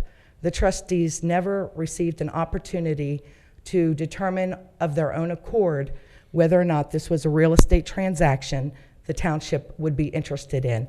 It was dismissed administratively without any public comments or discussions, and when I called them, it was the first they ever learned of that offer. They had no idea this was offered to them. So I'm going to talk a little bit about our process. In this case will be an example. I'll give Mike hell. I'll be mean to him a little bit. But anyway, so I'm disturbed by process. The end result, though, is that we have a really wonderful developer. I think he's proposing a wonderful plan, but I think Mike continually and repeatedly misinforms the community listening and the board. You guys do have the ability to put conditions on this plan. It isn't this or nothing. You have the ability to say this with these 3 conditions, or whatever you guys deem is appropriate, that you approve it and recommend it to the trustees. And it's up to the developer at that point whether or not to accept those conditions. So I am asking you all to formally consider making it a condition that the open common space be earmarked for a program substantially similar to what the developer has been working on, working with multiple people to do. So I have included with the signatures the copy of the petition so you know what they were signing for. I also have, and just out of courtesy, all these comments, all of these are comments where people wrote in and explained why they wanted to keep this as a public amenity. And they understand, they're not fools, they understand that the developer and the current owner have a right to use their property for whatever is in the best interest. But your board and our zoning laws actually have that provision about common open space. And that is supposed to be used to do this kind of thing. And so I'm asking you, Mike keeps saying, well, they can transfer it to an HOA or whatever. Well, there's 3 options under the statute. One is transfer to an HOA, which this isn't applicable because these are rentals. The second is transfer it to a government body, which I've spoken with Greg about forming a separate body to actually own it that is either governmental or quasi-governmental. So it can be used as a park or to provide the exact kind of services he talked about. And the third option is to transfer it to a corporation. So in watching this process, it's kind of upsetting to see that the information being given to the public and to the board is not really complete and accurate information. We're just being told part of it. But anyway, in here, I'll give these to him also so you guys can have them. But these are, and I did touch those a lot. Those are comments from over 100 people who actually wrote reasons why they wanted to keep that a public amenity, if not a park. Okay. In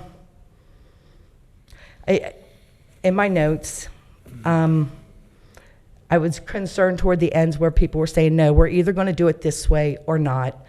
And if we're going to do it this way, we need to vote for the conditions today. And you guys need to represent the community and your job duties by making those conditions today, instead of it be a kiss and a promise for later. I also want to talk about, in this process, our use of planned unit developments. If you read the actual statute in the ORC, the very last line describing the planned unit development has a line that says something along the line of, planned unit developments should not be used in place of a variance. And so if we are not going to be consistent with the use of common open space, which isn't supposed to be vacant land, it's not supposed to be just nature or honeysuckle growing over, that's not a common open space. A common open space has a use. Then we're not really doing planned developments.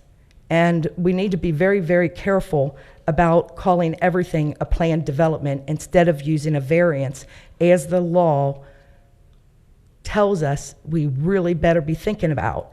And we seem to do that a lot here. I want to talk about the sidewalk situation. And let me tell you why you should support residents in making it a condition for of the plan today that you approve or do not approve, and to make it a condition. We are actually giving this developer a lot. He's wonderful, he's really great, seems like a great company, but we are giving him a lot. So for example, the private streets.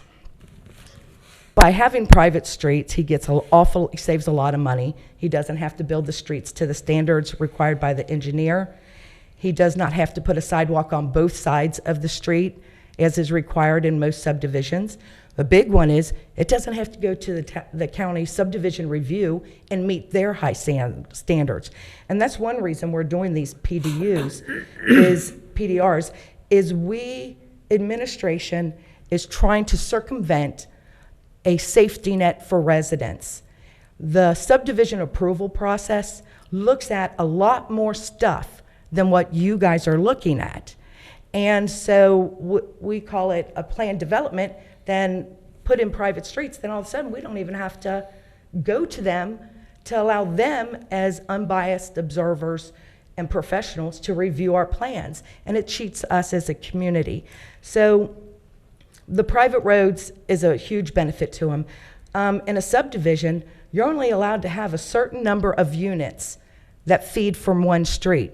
The reason the Mallard development had the Stout Road exit is because for that number of units to be back there, you are required to have an egress, two entrances. And we're dealing with that on the Sovereign property right now. 2 separate entrances when you have a certain number of units. So that's another benefit they're getting. They're not having to do the Stout Road entrance and put that in, or connect it to even that Zocala. It talks about there's no TIF. I feel like when this is coming before a board, there has to be full disclosure. And I think the finances of the matter are important. We are paying for, through a grant that is provided by taxpayers, we are paying for their sidewalk. Mr. Iona's language in his presentation is not complete and truthful, because it says something along the line of a sidewalk will be provided or installed. He doesn't say that us taxpayers are paying for this installation. So we are contributing as taxpayers a lot of money for this development. So that's another reason I want you to give those 1,500 residents or 1,000 residents due consideration of their wants, because we're paying for the sidewalk. And I want to point out, we are doing this with a lot of developments. We are secretly, and not until the last minute when nobody knows, we are secretly making deals to pay for sidewalks and stuff like that until after it's through all your processes. And then it gets thrown on us at last minute, and nobody gets to talk publicly about it because it's been secret. And just as in this case, the sidewalk is being paid for by a grant. I have a real problem with that, not only because of the secrecy of it, but we just passed another sidewalk rule in Colerain Township where we're making, through a community development block grants, we are ordering some of our poorest residents to fix their sidewalks. One gentleman came to the trustee meeting last week, and he is disabled and on a fixed income, and he has been given an order to install $2,000 worth of sidewalks. We're not helping him, but we are helping Duke. We are helping Joseph. We are helping this developer, all right? So I believe it should be a condition of this plan being approved that they pay into the sidewalk fund, the rate at $75 a foot, minimally, in order to reimburse our community. And so we can maybe have a fund available to help a man who can't afford $2,000 when he's getting $1,200 a month, you know, for sidewalk repairs. I find the inequity of it where we order them to fix it, we use block grant money to start the work, and then we make them pay it back, and we charge them interest, but we are giving not just Greg, but multiple developers free sidewalks on our dime through the grants that they're doing such a great job at getting.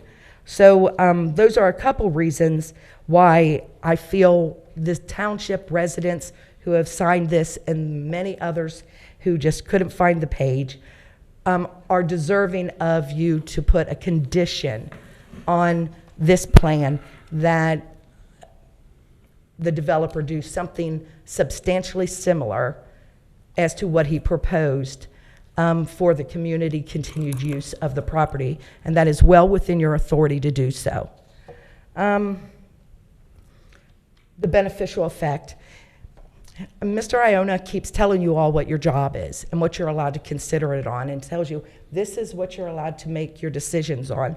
And then he introduces other text that talks about the overall beneficial effect.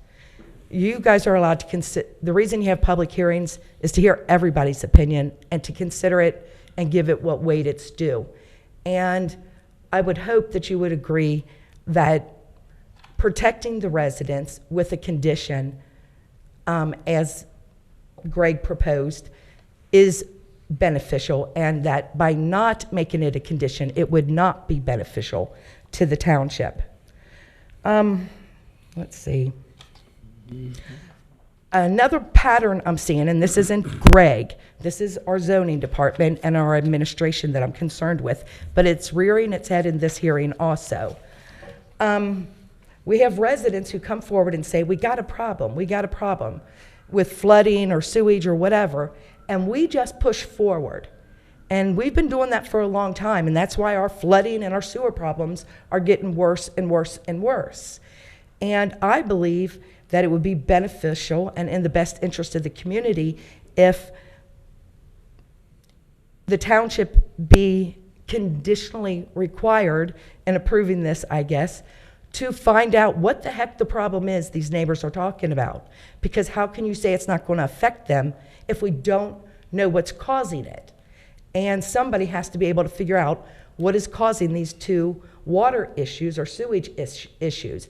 I don't believe it's the developer's responsibility to do so, but the township has an obligation to assure the residents living nearby that this development is not going to make an already bad problem worse. Let's see what else. Am I going fast enough? No?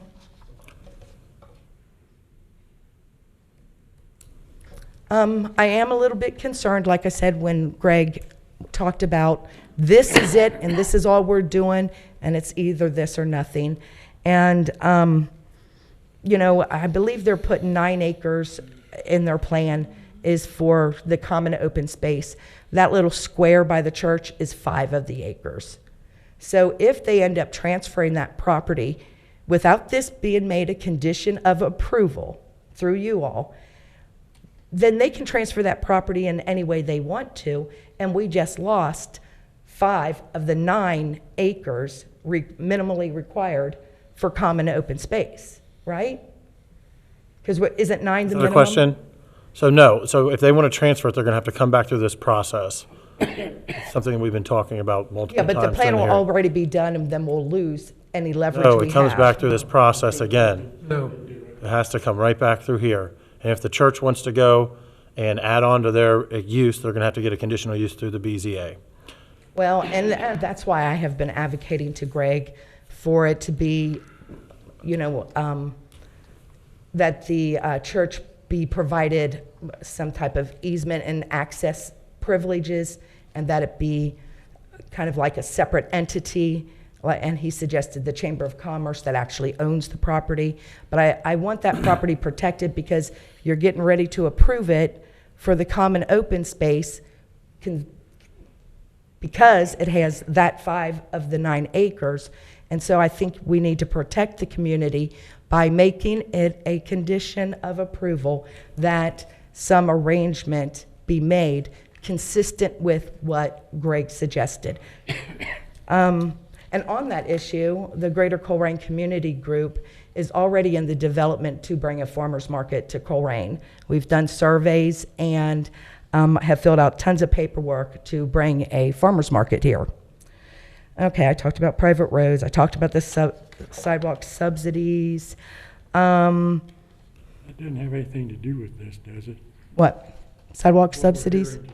It's part of the plan. The plan states erroneously, or it states that sidewalks will be installed. What Mr. Iona is not telling the public is that you and I are paying for that sidewalk. So can we just hash that out now? No, that is not going to happen. The developer's required to put a sidewalk on that street, or they're going to have to go through a waiver process. What, the grant you got to connect? No, from that's not going to Struble go is there not at going all. in front of Lake No, Gloria? not at all. And it's not going in front of the church? It's not going, no. The developer's going to have to put in this sidewalk. That's awesome. And we That's clearly really say that in awesome. the conditions of the staff report, and so, yes, that is a requirement. Now they can get a waiver from the sidewalk requirements through the board. However, this is a high-priority sidewalk area. I don't know how they The sidewalk's desperately needed. anticipate it, and so I'm they're glad going to you put guys it are on working their that. site, as is required with any other property owner or So they are developer. not a beneficiary of that grant? No. Okay, that is not what I was told by a trustee. Okay, I do also want to caution you all. Mr. Iona repeatedly cites the DIN-focused marketing study for rentals. And that study is actually very flawed. I saw their questionnaire, and what they asked the residents is, are you renters or are you owners? And they extrapolated from their statement that the people who were renting want to rent. And I attended a Greater Northbrook meeting and was talking to the residents there along with the woman from Urban Fast Forward. And we realized there was a big mistake in the study, and it is cited for the last 3 things that have come before you all. This study is cited and saying that we need more rentals. Now, the people in Northbrook want to own. They want to be homeowners just like you and me.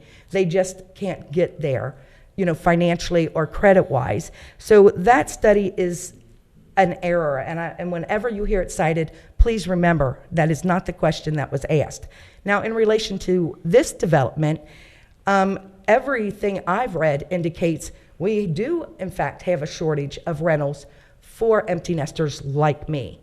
And so I do believe this does fulfill an important segment of the community's needs for rental housing.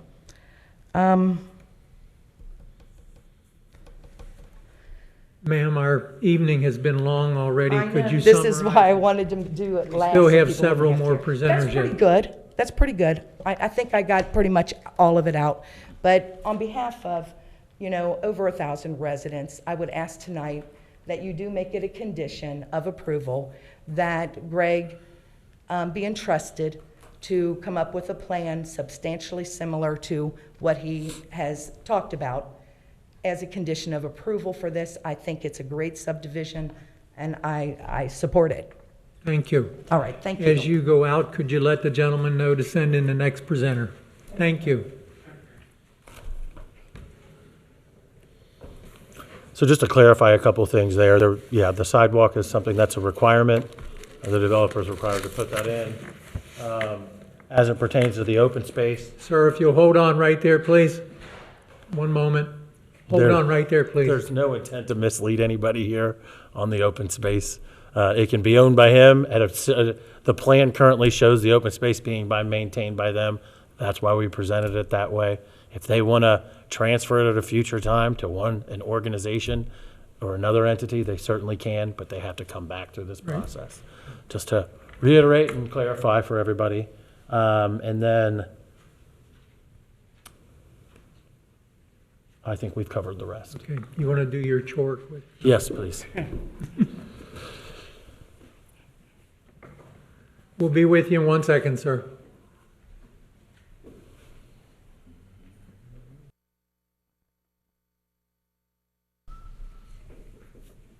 Okay, if you would come forward, sir, and so that everyone can hear in the recording also, I think you're going to have to remove your mask so you're not muffled. If you'll give your name, your address, and spell your last name, and then Mr. Dieters will swear you in, sir. My name is Charles Beiersdorfer. My address is 10437 Pippin Road, 45231. The last name is Beyersdoerfer. Okay, Mr. Dieters, 1 second. There is one other presenter before him, is Mr. Sager. Sager, not presenting. to the best of my knowledge. I can go out and let me. Okay, if you'd like to, go ahead, Mr. Dieters, and we can. Please raise your right hand. Do you swear to tell the truth, the whole truth, and nothing but the truth, so help you God? I do. If you'll hold on, sir, we don't want to,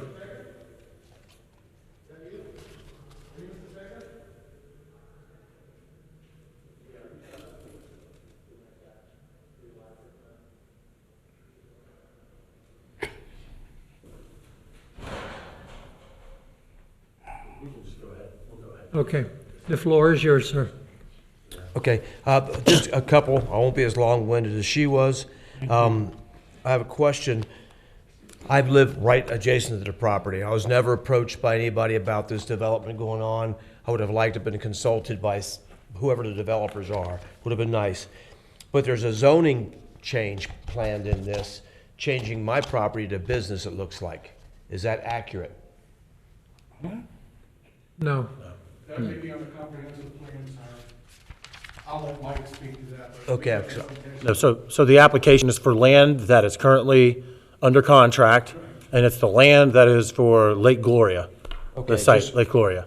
On this, what I was reading out there, it showed that the property would be, it's PDB, proposed to be the business. Yes, And right now, where I live is not business. yes, It's residential.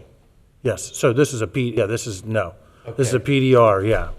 I'm just saying what I read out there, looking at this, it's on here. Okay. Okay, that's the reason I'm bringing it up. Okay. That might be a map that that doesn't reference to that, but yeah, so, this is gonna be a planned development residential, and the only area that's currently being applied for for a zone change is the Lake Gloria, site that's currently owned by the existing property owners. Okay, gotcha. That's it. That's the only thing being changed right now. And the sidewalk will stop at one of the existing driveways at Lake Gloria, not go on down Pippin, correct? It's gonna go, the required sidewalk is required along the frontage that they own on that street. So if whatever they own on Pippin, that frontage, the north lot line to the south lot line along that eastern side Okay. is required to have a sidewalk, and then they've fulfilled their sidewalk requirement. Okay, and it won't make anybody else, adjacent property owners, have to have a sidewalk, correct? No. That's it. I'm easy. Okay, thank you, sir. Very good questions. Thank you. Sir, if you'll let the gentleman at the desk know to send in the other presenter, please. Yes, sir. So, Mr. Chair, that was Brent Sager. We had Sandy Petru go before Carrie Davis, and then she came, so that's why the list was a little bit off. Okay, so And then Mr. the last Sager- speaker out there is, I'll let him introduce himself. Brett Sanger, isn't it? We never had him. Do we not have Sager? No. Okay, then he is not out there. To the best of my knowledge, this is the last speaker. Come on in, I'll sir. go ahead and, I got to disinfect, so hold on. One moment, we have to do a little housekeeping. There, thank you, sir. Sir, if you'll come to the microphone, state your name, your address, and spell your last name, and then Mr. Dieters will swear you in. Okay. I'm David Bockersteady, and I live at 10485 Zocalo Drive, Brian Easton's old house. Did you sign up to speak, sir? Yes. I think he butchered my name a little bit, but number 10. I mean, he gave me number 10. What's your name again? David Bockersteady. It's not on my list. I think it would be up to the board's purview to add it. Maybe there might have been a clerical error, but you got a number. All right, we'll add him in there. How do you spell that, sir? Works for me. All right, thank you, sir. Okay, Mr. Dieters? Sir, will you raise your right hand? Do you swear to tell the truth, the whole truth, and nothing but the truth, so help you God? Yes, I do. The floor is yours, sir. Okay. So, living in Brian Easton's house, there's an easement going through my front yard for a proposed potential road to tie in that way. So obviously, I'm against this whole development. You know, I don't want that to happen. I bought his house in '06, and I've cut the lake so that people could use it all these years. And I really like Tim and everybody. You know, I hate to lose it, but it looks like it's going that way. But looks like nobody's going to be allowed to fish it after this development. No public, no. Okay. Is that a question? Yeah, is anybody going to be allowed to fish the lake? That would be something that the applicant can answer. That's small I think- fries. All right, so if you run a sewer system over there, am I going to be forced in my house to tie into this sewer system? I have septic right now. So the law says if I'm within a certain distance, I have to tie in. That's going to be like 40 grand that you're going to impose on me.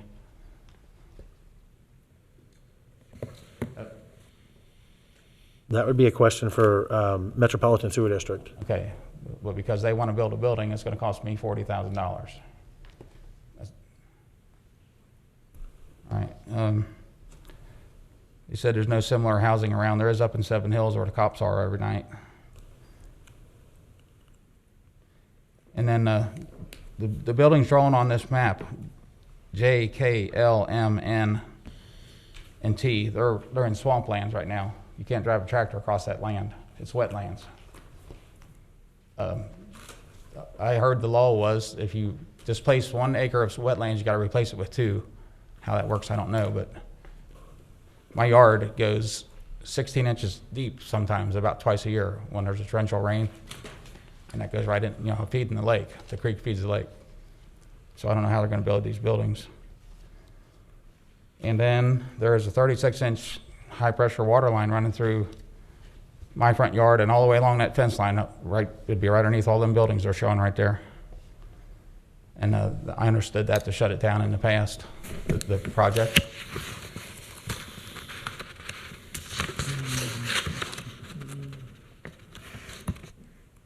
The lake, someone said, is 20 feet deep. It's probably lucky to be 6 feet deep. It's filled in with silt and everything that comes down the creek. And then we're going to give this lake to the township, and the township's going to have to maintain it. So they're giving you a real treat.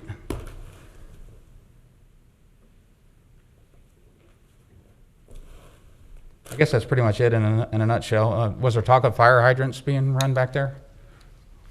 Okay. Mr. Thurman, do you want to respond to several of those items? Go ahead. Sir, if you'll have a seat in the second chair there, please. So a couple of things off the top of my head. We're aware of the public water easement on the north property line. There's easements all over the property that we have to abide to. Second of all, we can't build in wetlands unless we get a permit from EPA and mitigate any proposed construction that we would want to do. Right now, we have a wetlands map. We have pre-application into EPA, and what we're proposing to do is not disturb any wetlands or streams. So that probably answers that. Whether it's wet or not, there's ways to dry out land and grade it and compact it so that it's suitable for construction, and that's all done by geotechnical engineers.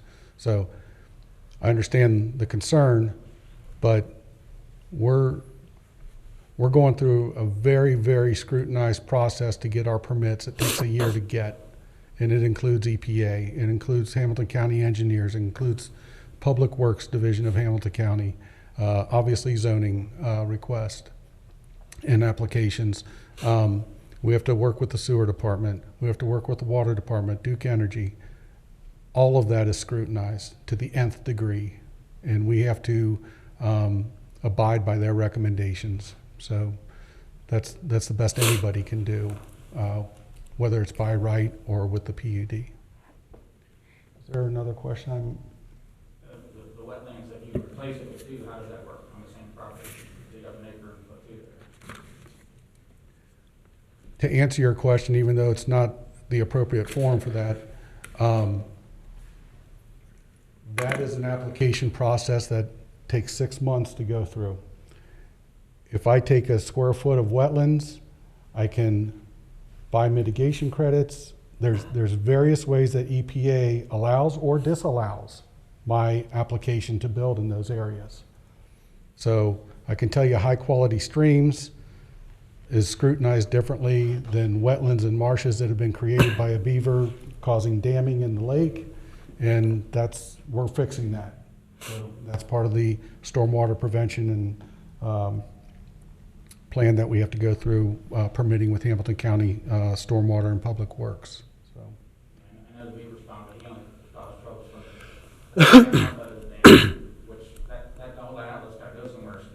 That's right. But that raises the level of the water beyond what its capacity is meant to be. Anyway, I think that answered the question. Thank you. Anything else, sir? No, I mean, I'd be. Sir, come to the microphone, please. It'd be great to hear that somebody was gonna share the cost of that sewage tie-in if this happened, because, So can I just point out again, there's two plans that can happen here. Somebody could build a house there tomorrow, whether it's Mr. Thurman, Jane or John Doe, or the corporation who owns it right now, can build out there and extend that sewer line all the way back there. Again, they have that right. It's a property, just like you have the right to build, they have the right there to build their house. They can build under their current zoning, single family, 2 family, 3 family, 4 family. And I don't know if you were outside and you heard that part of it, or anybody did, but they do have their property rights. And they have the right to expand that sewer in a manner that, they need to do that. So that's really more of an MSD regulation as it pertains to zoning. We don't, a lot of people think we control everything. We don't. We can control the zoning aspects of it. But what we really, if they wanted to come in tomorrow with a permit to build a single family house all the way at the end, back there by Zocalo Drive, they could do that because that's permitted.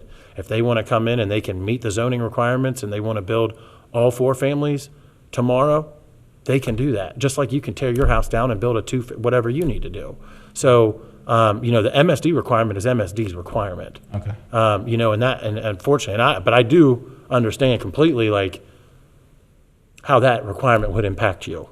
Yes. And I'm not trying to dismiss that at all.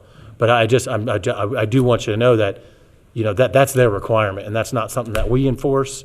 That's an MSD thing, and that is those are their codes.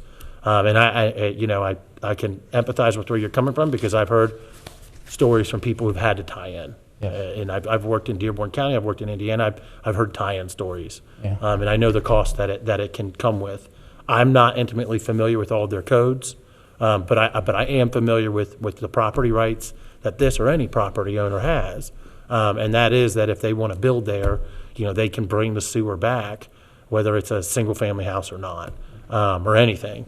So that would be, again, something that is an MSD kind of, that's their regulations. Yeah, I understand. Dave, if I can say something, I do this every day.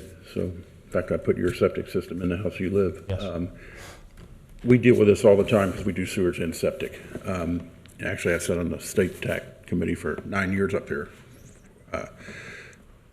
What it is right now is 200 feet. The sewer has to be within 200 feet of your property line without crossing other properties or roads where it would be tough to get at. I'm not sure, I haven't looked at his plan yet, but I doubt they're bringing sewers around the back of the lake. So I think you're well over that distance. I don't think there'd be any issue there with that. Mark, could you speak to the fact that there's a stream there as well that they might not want to go under or around? Or I mean, Yeah, they're tough with that. That's a real tough area back there, and I'm sure you've gotten into that. I buried equipment in your front yard putting that system in, so it is a swamp back there. Ryan was gonna build it on the other side of the creek originally. And he Right, couldn't do right. it. Yeah, so that's a tough area. But, all of that back there, your whole street back there, the septic's been a real issue for years. You got a lot of systems that are 60 years old.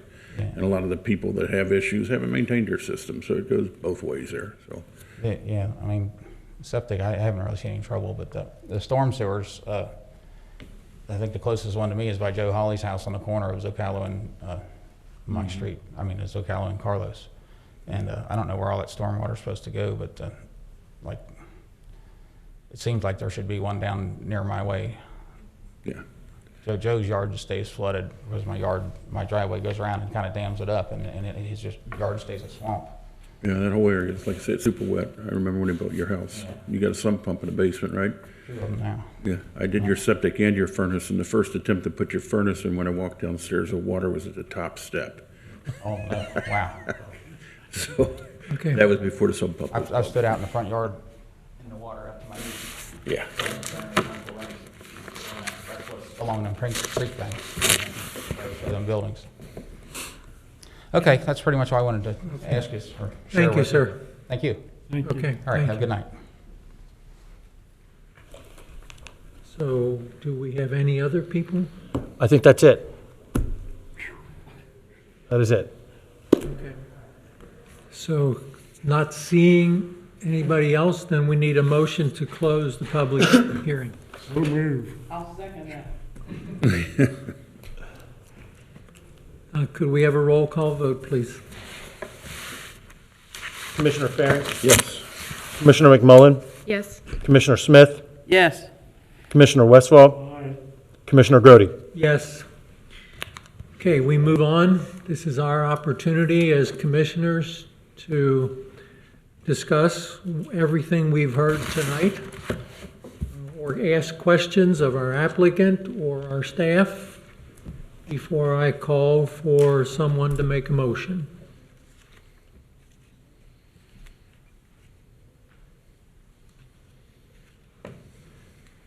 Hearing none, is there someone who is prepared to make a motion regarding this matter, which is CA 2020-03, a zoning map amendment?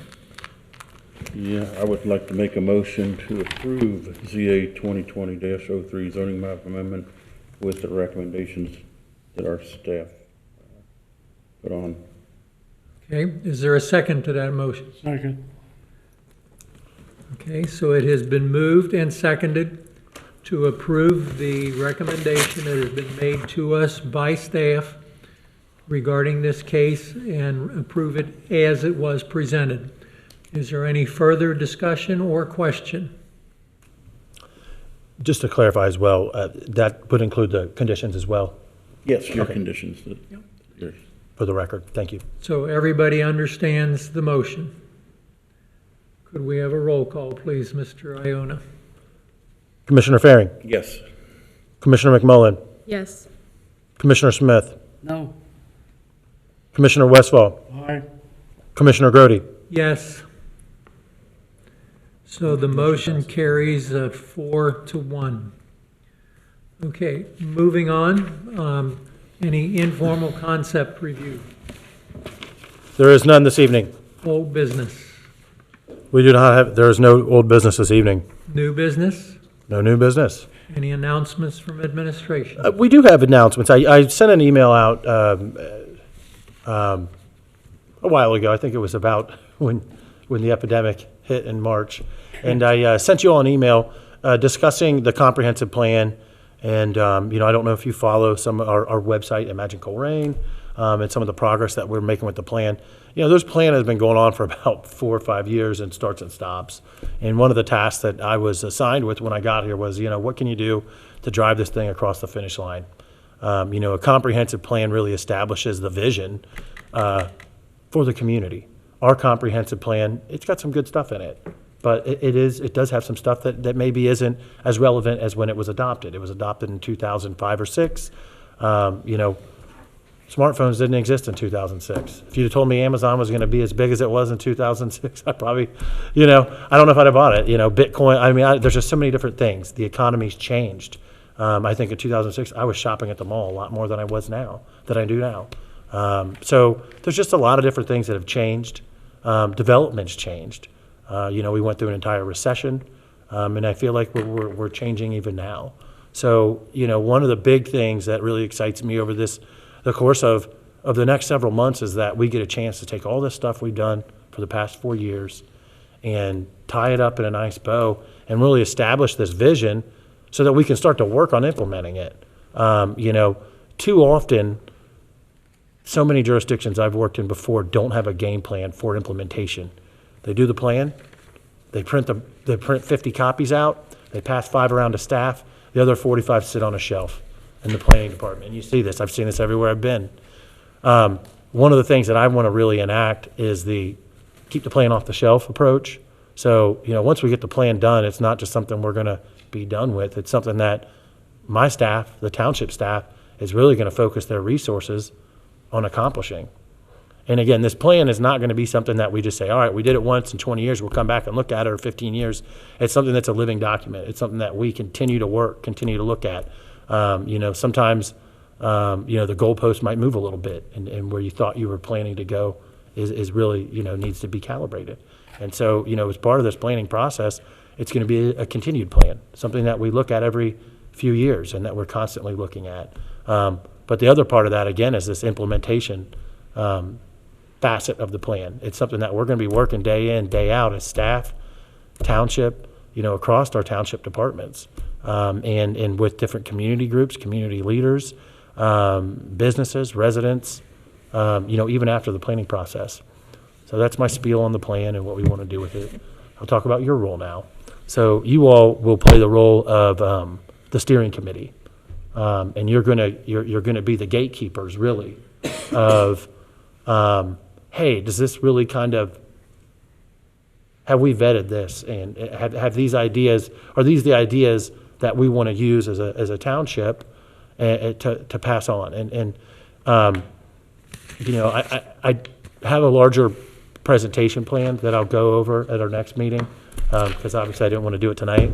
And we do have a meeting in July, so I'll save it for that. But I just wanted to make you all aware that you all will be serving as the steering committee. You all are appointed as appointed officials that represent the public. That's really what the zoning commission is. It's kind of the public body who serves as, representatives of the public in making planning decisions for the future of the township. So I just wanted to bring that up to you guys. I know I sent it in the email. I wanted to put it on the record and let you know that, it's going to be a hustle to get things moving over the next several months, but we're going to do it. Staff's committed to it, and we want to work with you guys. It may require a couple additional meetings, special meetings, but I think it's a really noble cause, and to get something done like this, that's going to move things forward in a way that honestly I don't know if the township's really done in a long time. So we're really excited about it. I hope you are too. And I'll talk more about your role at the July meeting, and then after there we're going to move pretty quick. So I hope you're ready to jump on board. Yes. Okay. The 2006 one, the current, yeah, okay. Yeah, the current one, yeah. So again, we're really excited about it, and the two big things are we want to keep it off the shelf and we want to keep it living. So it's not just something that we do a big hubbub and everybody comes out and then we just say, oh yeah, didn't we do that 15 years ago? So to keep those conversations going and actually get action. So that's my planning spiel on that item. So, Any comments from commissioners? Anything you wish to share? Mr. Iona, we have this roster for zoning commissioners. It needs to be updated. If I could leave this here with you. Certainly. Somebody send out, put on the correct We will. names and so forth. We have an updated list on our server. We'll go ahead and send that out, and I'll make a note of it. Could we add staff names and staff contact numbers? That would be excellent. That's a great idea. That would really be good. Yes. Okay. One other item, all of you may have seen or should have seen the email that came out from Mr. Urbanzik about the retirement of Mr. Kohler. And on behalf of the Zoning Commission, and Marty, I don't know if you're watching tonight or not. If you are, you need another life, but if this is the excitement for tonight. But on behalf of all of us, we thank you for all the years of service that you gave the Colerain Township, and wish you many, many years of happiness and good health and all kinds of things you want to do with your family. So thank you Excellent. for your service. And I will just let you know, Mr. Chairman, we did read a proclamation. The trustees approved a proclamation and discussing Marty's dedication to not just Colerain, but the region throughout his career, and everything is given back to the I community. believe there was a Marty Kohler Day as well, wasn't there? Maybe we'll do that. I don't know if we're going to do that in the future, but we did a big proclamation. Some of his coworkers from Middletown came up for the Board of Trustees meeting, so it was very well done. Okay, our next meeting is July the 21st. And could we have a motion for adjournment? I'll second that. All in favor of adjourning signify by saying aye. Aye. Opposed? You better not. Mr. Dieters, thank you for your evening. Thank you. Yep.